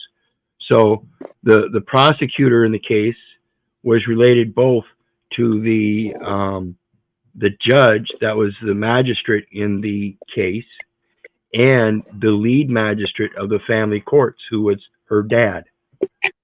And the prosecutor was his brother. So it was a little family ring taking over the family court sessions and moving all these Title 4D contracts. Yep. And they do it all the time. Now to Aurora, where we know more of what investigators. This is the new details emerge in deadly shooting of teen Peyton Blistein by former police officer Adam Holen. Say led up to the former Greenwood police officer shooting and killing a 17-year-old. Adam Holen admitted to officers that he pulled his gun first. Peyton Blistein died in that shootout on the night before Thanksgiving, and investigators say he actually fired first. That information comes from an affidavit CBS 4 obtained earlier this morning. CBS 4's Michael Abeda working on the story tonight for us. And Michael, what else have you learned? Well, Karen, it's a long document, 40 pages, so there was a lot of details and information in there. But as you mentioned, the most notable thing was that the former police officer told investigators in his first interview that in the confrontation, he was the first one to draw his weapon. None of this should have happened. It all began when former officer Adam Holland followed a car filled with teens and confronted them for speeding. The confrontation happened in front of Amber Rosenborough's house, and her daughter was driving the car. She said, "Mom, some guy is calling me sweetheart and saying I love you and saying I'm speeding on the road." In his initial interview, Holland said he had his gun out of his holster and at the low ready while he sat in his truck arguing with the teens. Later, he told investigators he didn't have a weapon drawn. Next, Holland got out of his truck and approached the teens. So I opened the door to say, "What the heck's going on?" But when I said what, then gunshots happened. Peyton raised what police call a ghost gun and shot Holland in the hip. Police say Peyton's gun jammed and Holland shot Peyton 5 times. Under Colorado law, the initial aggressor who pulls a gun, who engages in threatening conduct, doesn't get to flip the title and say, "Hey, I'm the victim," because the person that I was threatening decided to essentially defend themselves by firing first. CBS 4 legal expert Raj Chauhan believes legally Holland was the aggressor, which is likely why he's charged with second-degree murder, even though Blitzstein shot first. He would have been allowed to initiate deadly force to protect himself if his belief that deadly force was about to be used on him was reasonable. Blitzstein's father, Todd, says he wishes Holland could be charged with more. I really wish that there was still they pushed for the first-degree murder charges.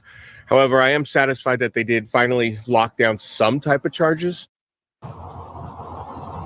Now, Adam Holland does face multiple charges, including second-degree murder and prohibited use of a weapon while drunk.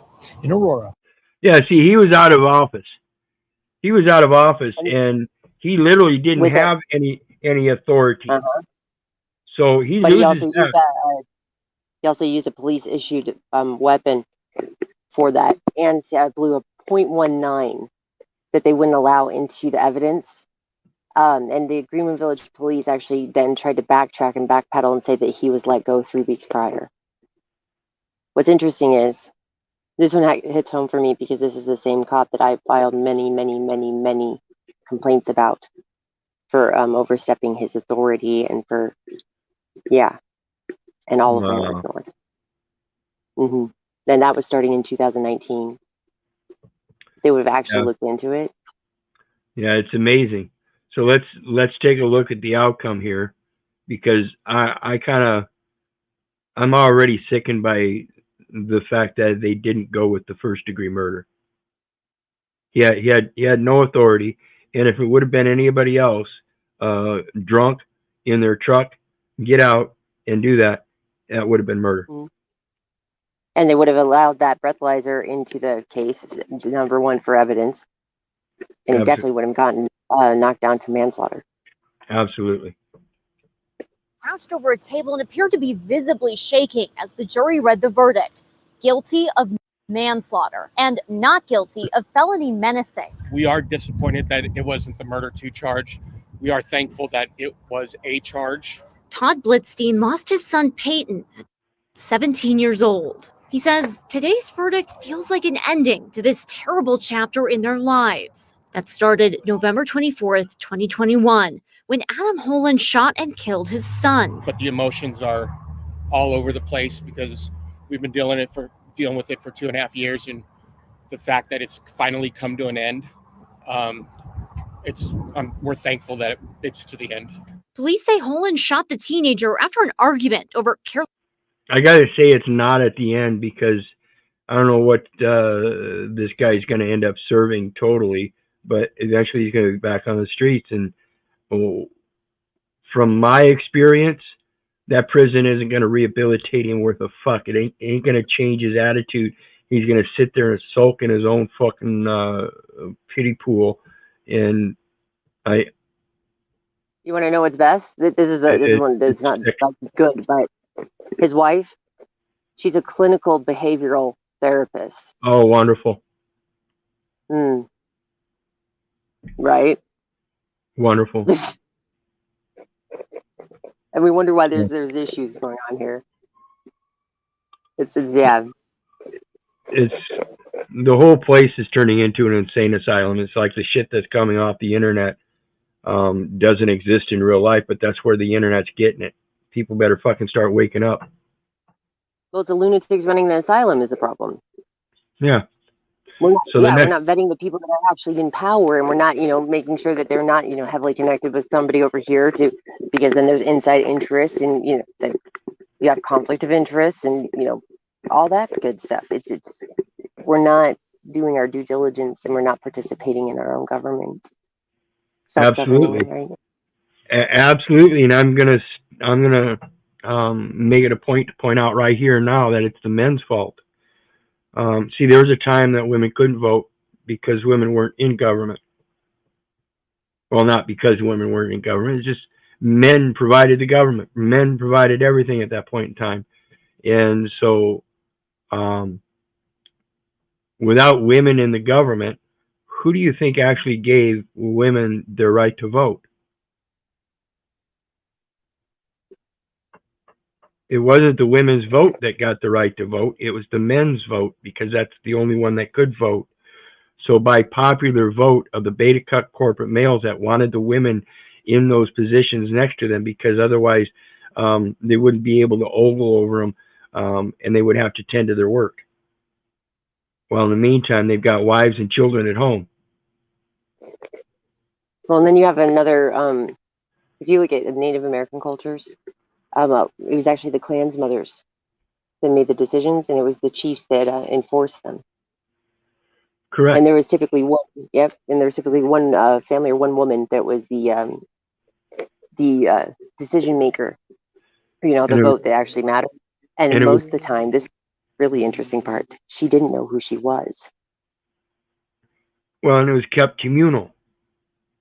Mm-hmm. It was kept local. They weren't concerned with outside foreign activity in this popularity contest. Well, and if you don't know who you are or what power you yield, right? It's not so much money that corrupts, right? It's power that corrupts. Yep. If you don't know you have that kind of power, you don't know, you wield that, it's much less chance of being corrupted. Yep. So let's take a look at this one, and you can call me a misogynist all you want. Again, I have no qualms with you doing that. The problem is it's not true. We don't need women, and women shouldn't be in policing and military,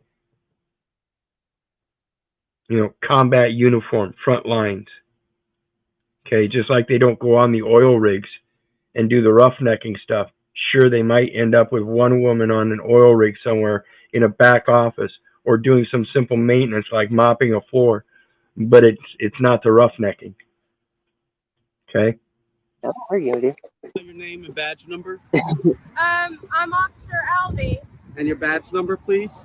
I don't even know why you're here right now. I asked you a direct question. Do you have your badge number on and you? I asked you to leave because right now you're not allowed to be on our traffic stop. Ma'am, if you're refusing, I know. Not allowed to be on our traffic stop. Excuse me. I was just going about my way, living my little own life, and you happen to have a traffic stop on my path. I didn't.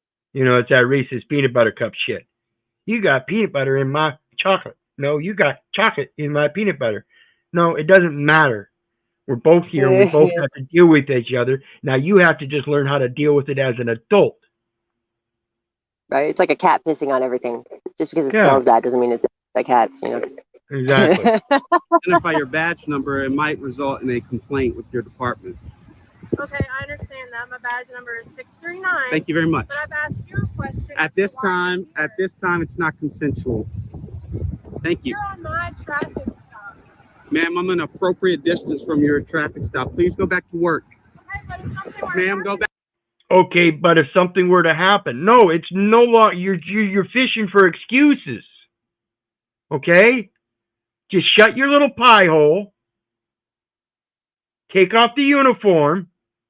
Go back home and learn that your feelers don't count. Back to work. Go back to work. Then that would fall in our department. You're a liar. You're an idiot. If you were to get harmed right now, how would that? You're a idiot liar. Now do your job. Since you're making contact with. So now all of a sudden she's looking out for his safety. First is you're not allowed on our traffic stop. No, that's not the way it works. Well, it's then all it's about for your safety. safety. Yeah. It's all about safety. Yeah, they're always keeping Yeah. us safe. I watched the FCC board meeting the other day because they do them live, right? If you catch them in time, and they provide all of their oversight and all those chair people sitting or chairman sitting on that oversight committee for our safety. It's always about our safety. Well, yeah, and of course, we got to help enforce that safety, right? So let's watch this one. Good afternoon, everybody. I'm Karen Drew. We are getting our first look at new video showing the moment that these two men were crashed into by speeding Warren police officers.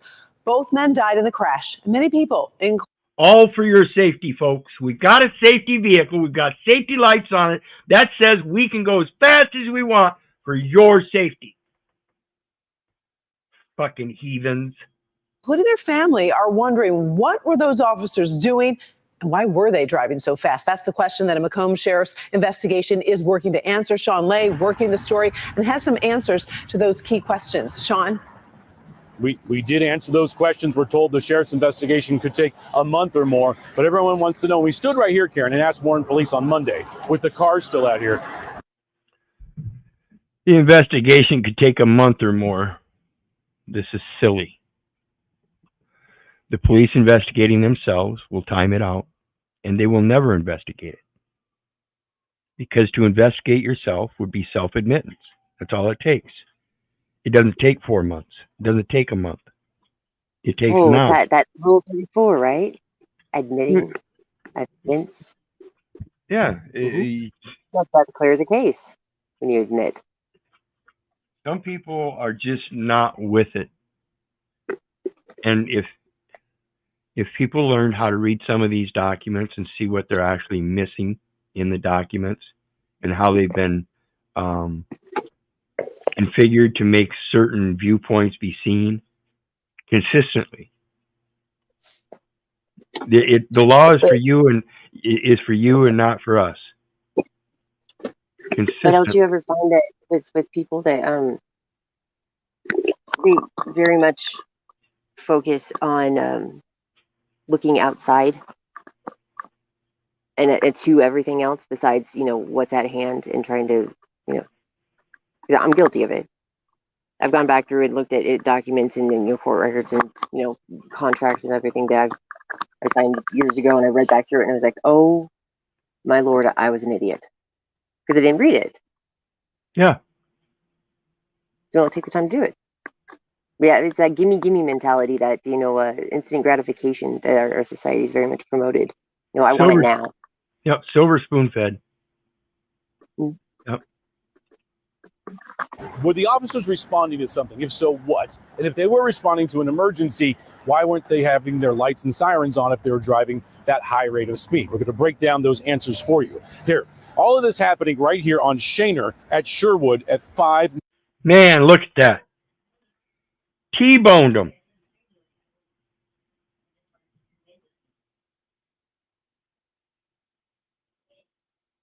Man. Wow.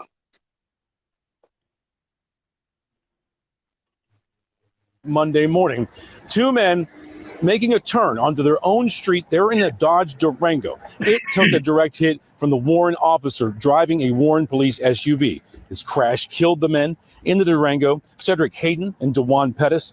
They were on their way home. Now, here is new video of what happened here. It's just a streak on your screen. It's really hard to tell because the speed here is so fast. On the left is the officer. If you watch closely, on the right is that approaching Durango. We're not going to show you the impact of this. It's too upsetting for the families. Now, Warren police in their dispatch audio have the answers that they were responding to a be on the lookout call for a stolen Jeep Grand Cherokee. BOL for a block hit for a stolen vehicle, the black Jeep. Yeah, so a BOL is not a high-speed chase or anything. And no, it's not. I certainly don't see why they would be high speed without lights and sirens. You know, it looks like it happened in the daytime. So you would think they would definitely have their sirens and most likely the lights with it. Gross negligence. Grand Cherokee, Shaner and 10 Mile. Southbound Shaner from 10 Mile. Or short stolen out of Sterling Heights. There was also 2 M&P shield guns. You say what? There was also 2 what?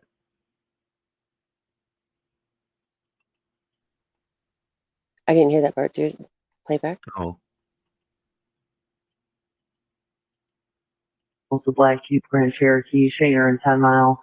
Southbound Shaner from 10 Mile. Or short stolen out of Sterling Heights. There was also 2 M&P shield guns in the vehicle that were entered as stolen as well. Oh, okay. New information if you listen closely. 2 guns entered as stolen. So they're trying to make the victims look bad. That's for damn sure.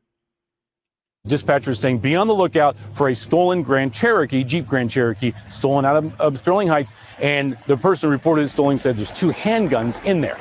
The officers go back on the radio and say they're going to respond to that. And an instant later, there is this crash. So we know what they were doing, responding to a be on the lookout. Why the lights and sirens were not on, that is still a mystery at this point. Much more. Karen, coming up at 5. All right, we appreciate it. Thank you. Say what? Did it say EMT handguns? Yep. It said something before. Yeah. That's what it said. EMT handguns. Oh, that's why they were. Oh. I bet you if you did some digging on that, you'd find out that one of those guns was actually M&T. 2 M&T shields. Yeah. M&T shields, huh? I bet you if you did some digging, you'd find out that they were related to whoever was driving that cop car. Stolen vehicle, the Black Jeep Grand Cherokee, Shaner and 10 Mile. Southbound Shaner from 10 Mile. Or short stolen out of Sterling Heights. There was also 2 M&P shield guns in the vehicle. M&T shield guns. Oops, we lost her again. Yep, M&T shield guns. So, the next one I got, when corrupt cops realized they destroyed their careers. By using brute force. Step down here for me. Yeah, no. Hey, whoa. These cops thought they could trap a civilian by using brute force. Step down here for me. Yeah, no. Hey, whoa. But little did they know, this dad had taught his son exactly what his rights were. But this is just one of 2 incidents. Yeah, that was 2 M&T shield guns on that last video. Just so you know. Okay, so I'm guessing that somebody they were related to.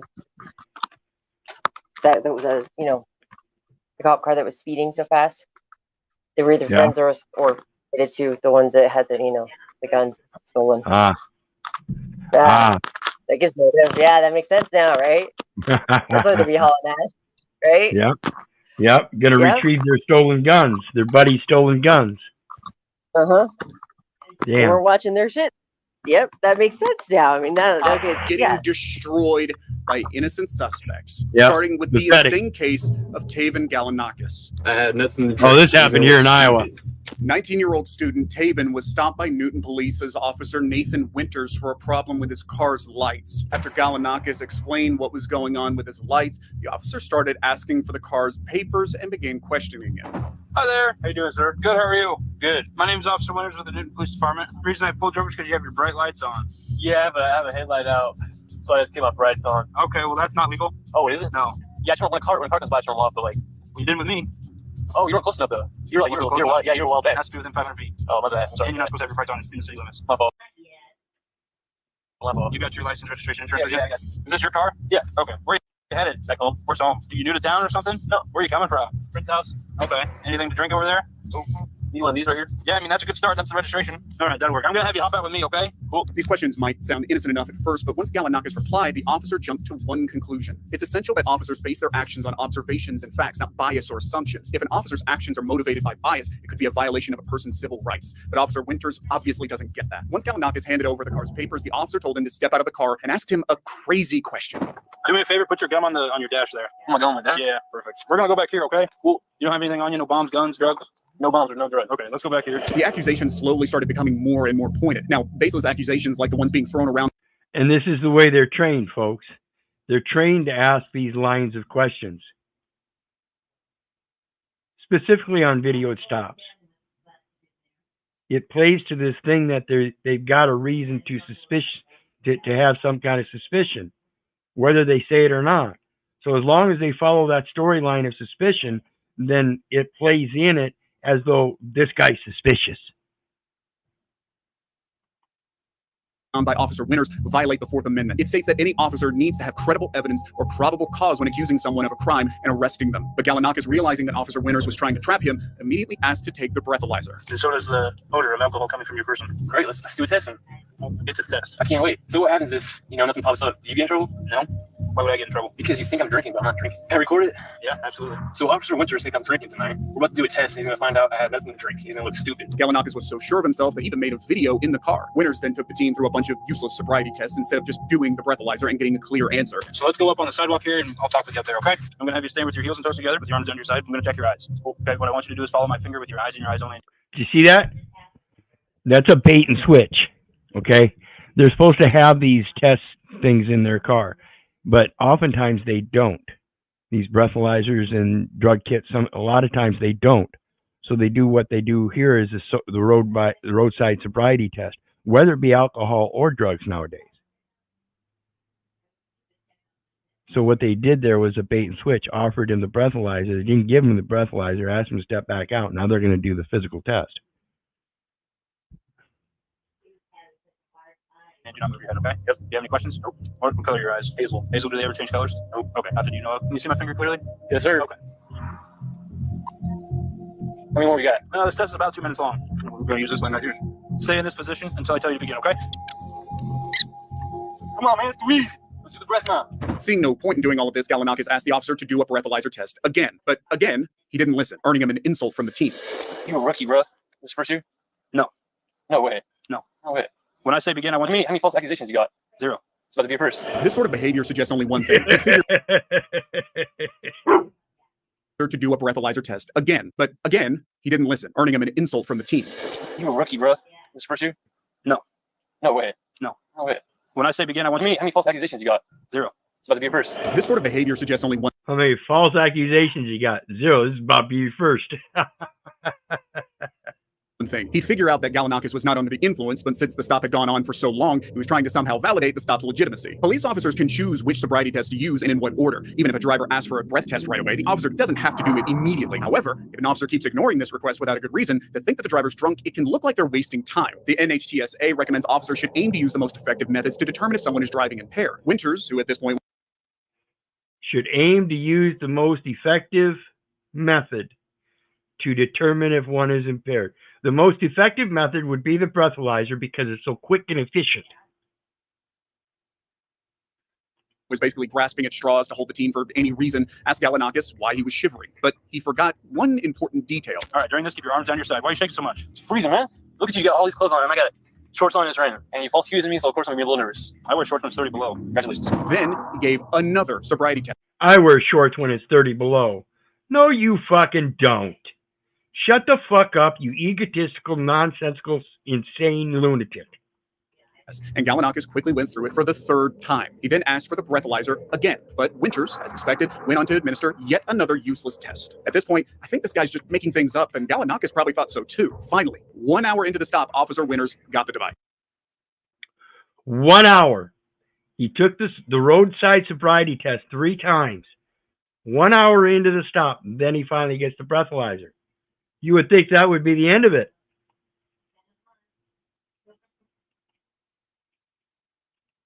Nice. Are we blow real quick? Stop doing all these damn tests. Let's blow. Let's get the business. Let's go to the front of the car here. Do this blow. 0-0. Ready for it? If it's possible to get negative, that's not here. show you later. All right, what I want you to do is make a tight seal around this and blow outwards like you're blowing up a balloon, okay? Cool. All right. You ready? Yep. Okay, you can relax. So I'm going to read you Miranda, okay?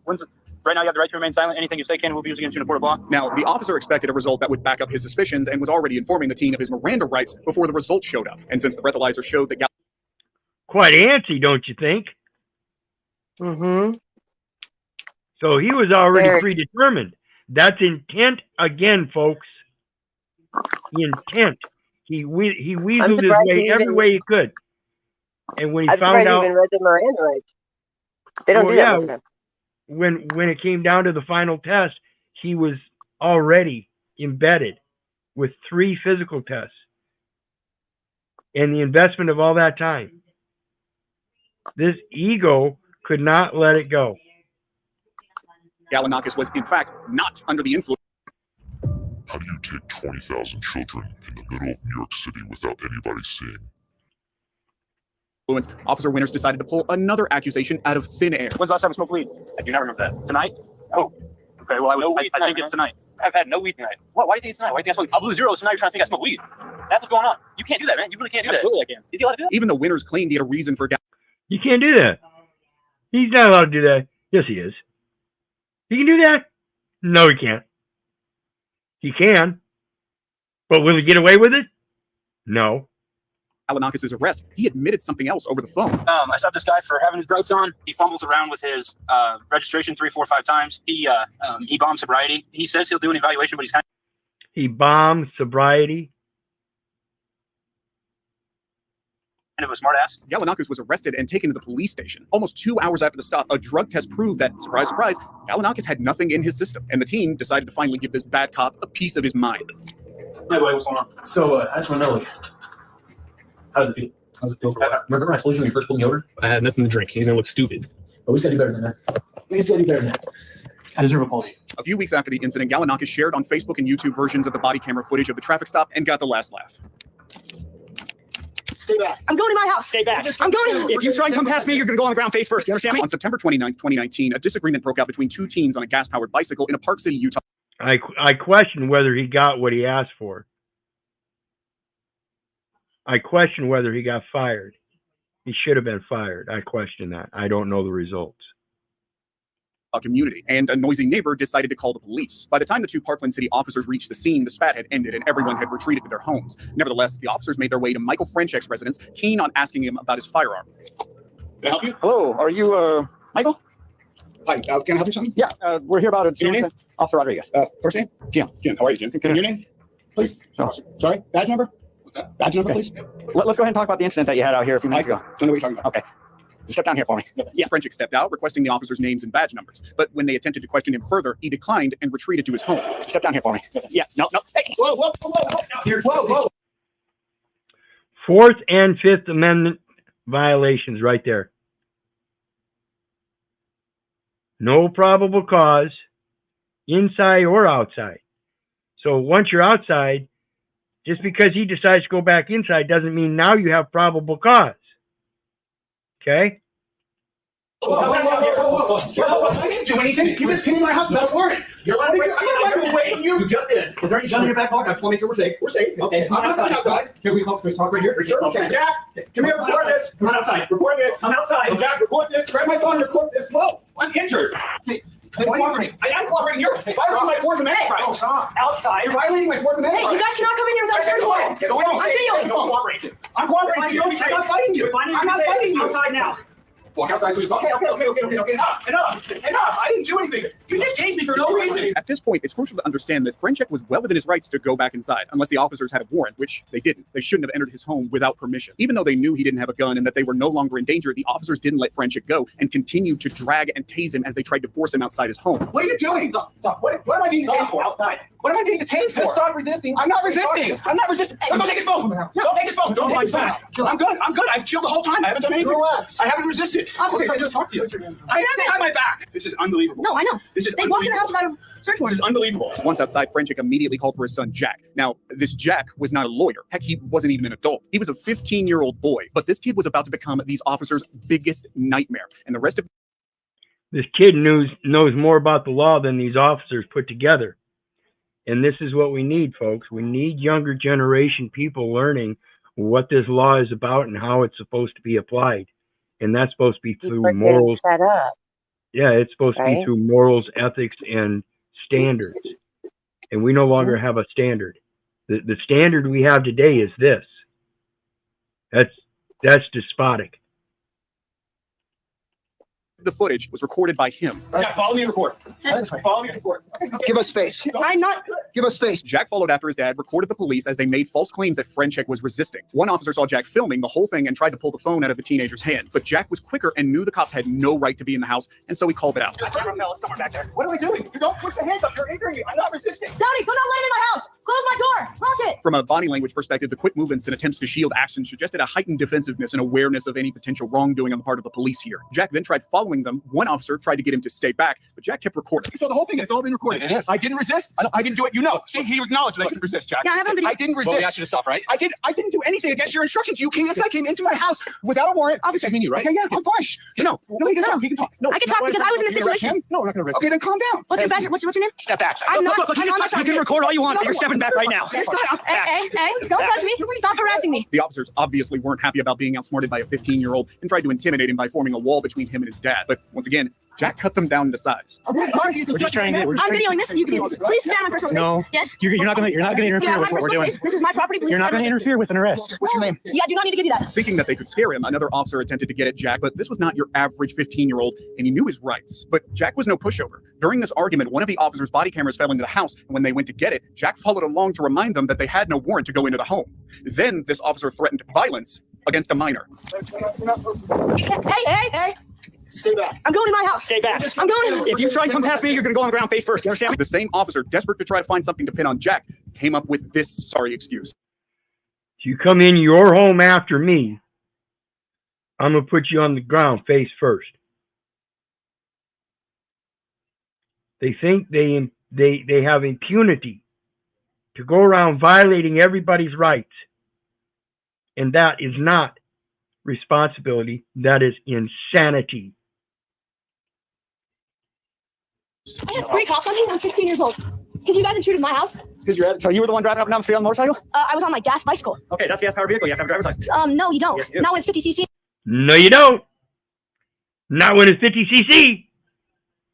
You better learn, people. It's classified as a device, not a vehicle. Yeah, you have to understand the definitions and learn that they're all commercial and for commercial purposes. Therefore, it doesn't matter what size engine. It's not for commercial use. I'll make as much motherfucking moonshine as I want for private use. I don't give a fuck what the state says I can make. Well, and you have to keep in mind, though, too, financial vehicles, right? Right. Yeah, everything's a financial vehicle or vessel. Language is a vehicle. Yeah, exactly. Numbers, right?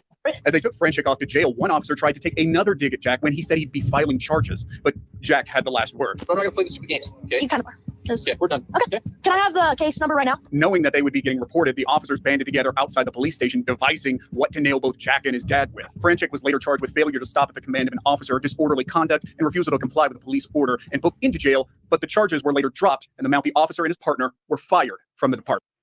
Nice. Because you cannot say that you have to follow a lawful command without a lawful command. And anything issued therefore from is also in violation of giving an unlawful command. You better know what you're doing, folks. Who you calling, man? You ain't even He's calling 911. In 2022, Kenneth Skeens and 2 other officers from the Albuquerque Police Department were caught on camera while mistreating a 53-year-old disabled man. They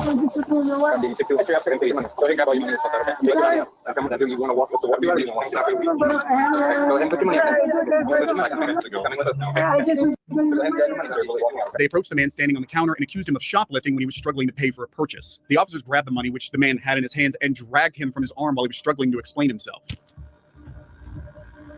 I'm calling 911. I'm calling 911. I was just getting in. I'm calling 911.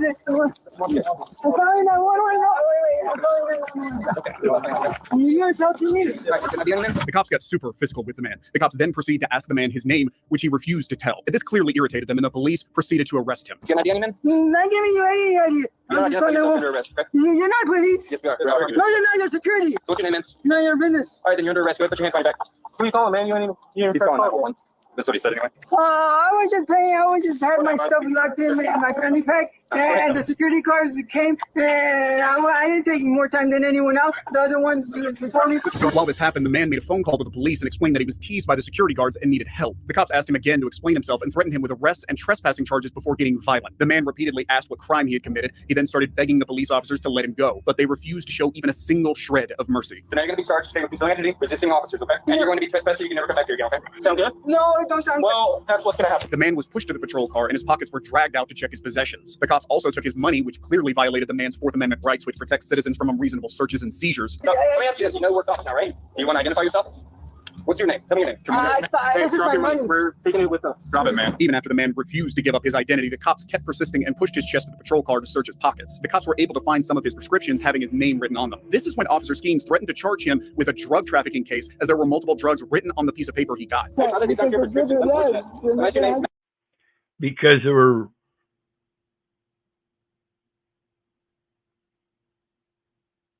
multiple drugs written down on the papers. They're going to prescription charge him for possession.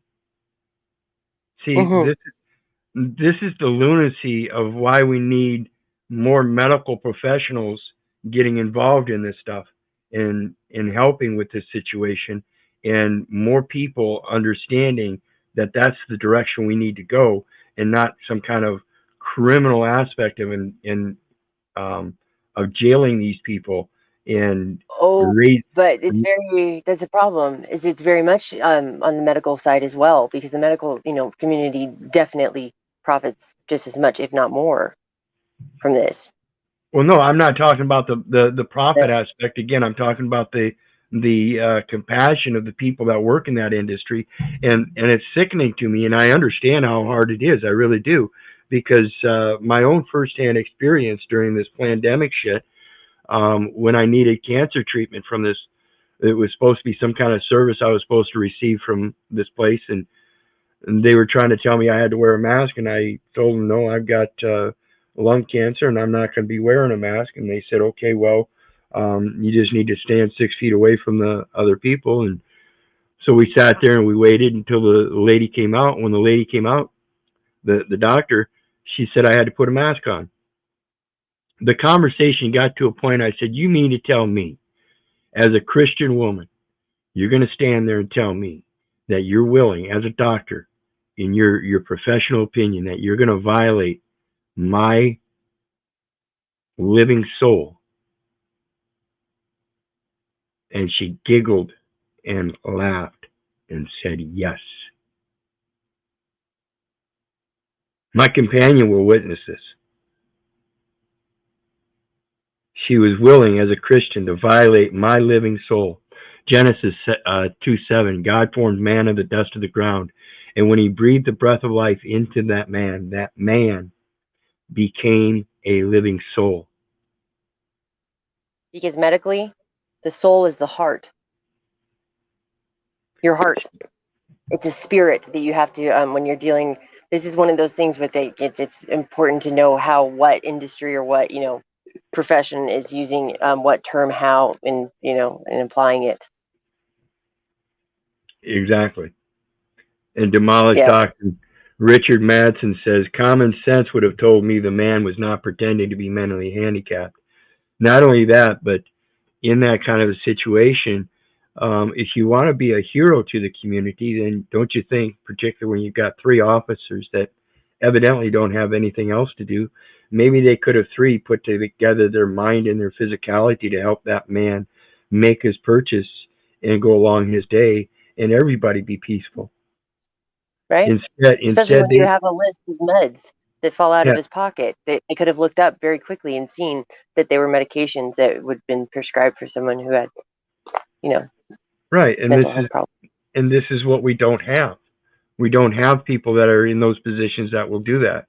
They don't have that kind of discernment. They don't have tactical training to de-escalate, like we saw in the first one, the suicide one, or one of the first ones, the suicide one. You know, these people have a hard job. I understand that.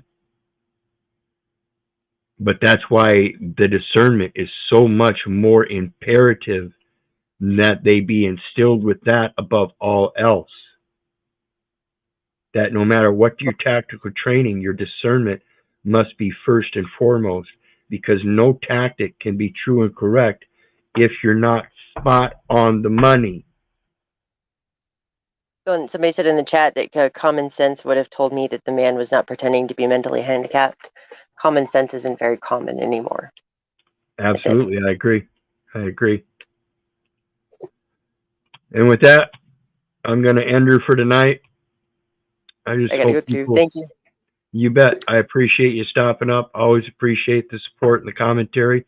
I'm hoping the platform will grow. So hit that like, share, and subscribe button. There's a PayPal link down there for anybody who wants to share some love, do friends and family, a gift through friends and family. And then let your friends and family know about the channel. Anybody that wants to learn how to have a voice, you have a channel that will allow you to come up and have that voice. Be reasonable about it, and let's try to come to some kind of solution, whether it be for yourself or for a group of people or for society as a whole.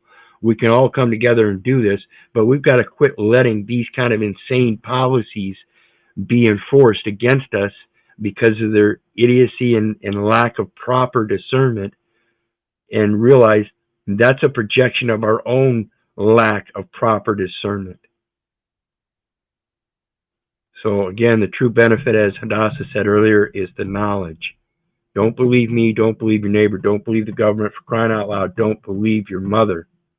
Do your research so you know. You got any words on the way out, Hadassah? Well, ditto on that, and just, do your own homework, people, for Christ's sake. And look at everything from different perspectives, not just one. Absolutely. Because they're using things, they're using things in multiple different ways. So look at it from multiple different ways and see how they can, apply that. And also, they're very literal. We tend to be very, we all each have our own reality. One of the things that I was raised by, and I was raised in these kind of families, we're very literal. It's not an interpretation so much. It's and that's why we've got to be, a little bit more educated and discerned about the words and things that we're using ourselves. So it's one of the things it's one of the things I get on people, is get down to the etymology, etiology, epistemology, and philology. Learn the roots of these things that we see and speak in these words. So, and multiple dictionaries, like a financial dictionary. Don't just stick to a legal dictionary. Look at a financial dictionary. Look at yes, exactly. There's like a common, English dictionary, different kinds of dictionaries, medical dictionaries. Yep. I mean, several myself, and she's spot on. And with that, guys, you know me. Have a good night. You bet. You too, dear. And you know me. I love you, but I don't give a rat's ass whether you love me back. I say I don't care if you hate me. I don't care if you don't respect me. That's on you. So may God bless you, and have a good night. Bye now.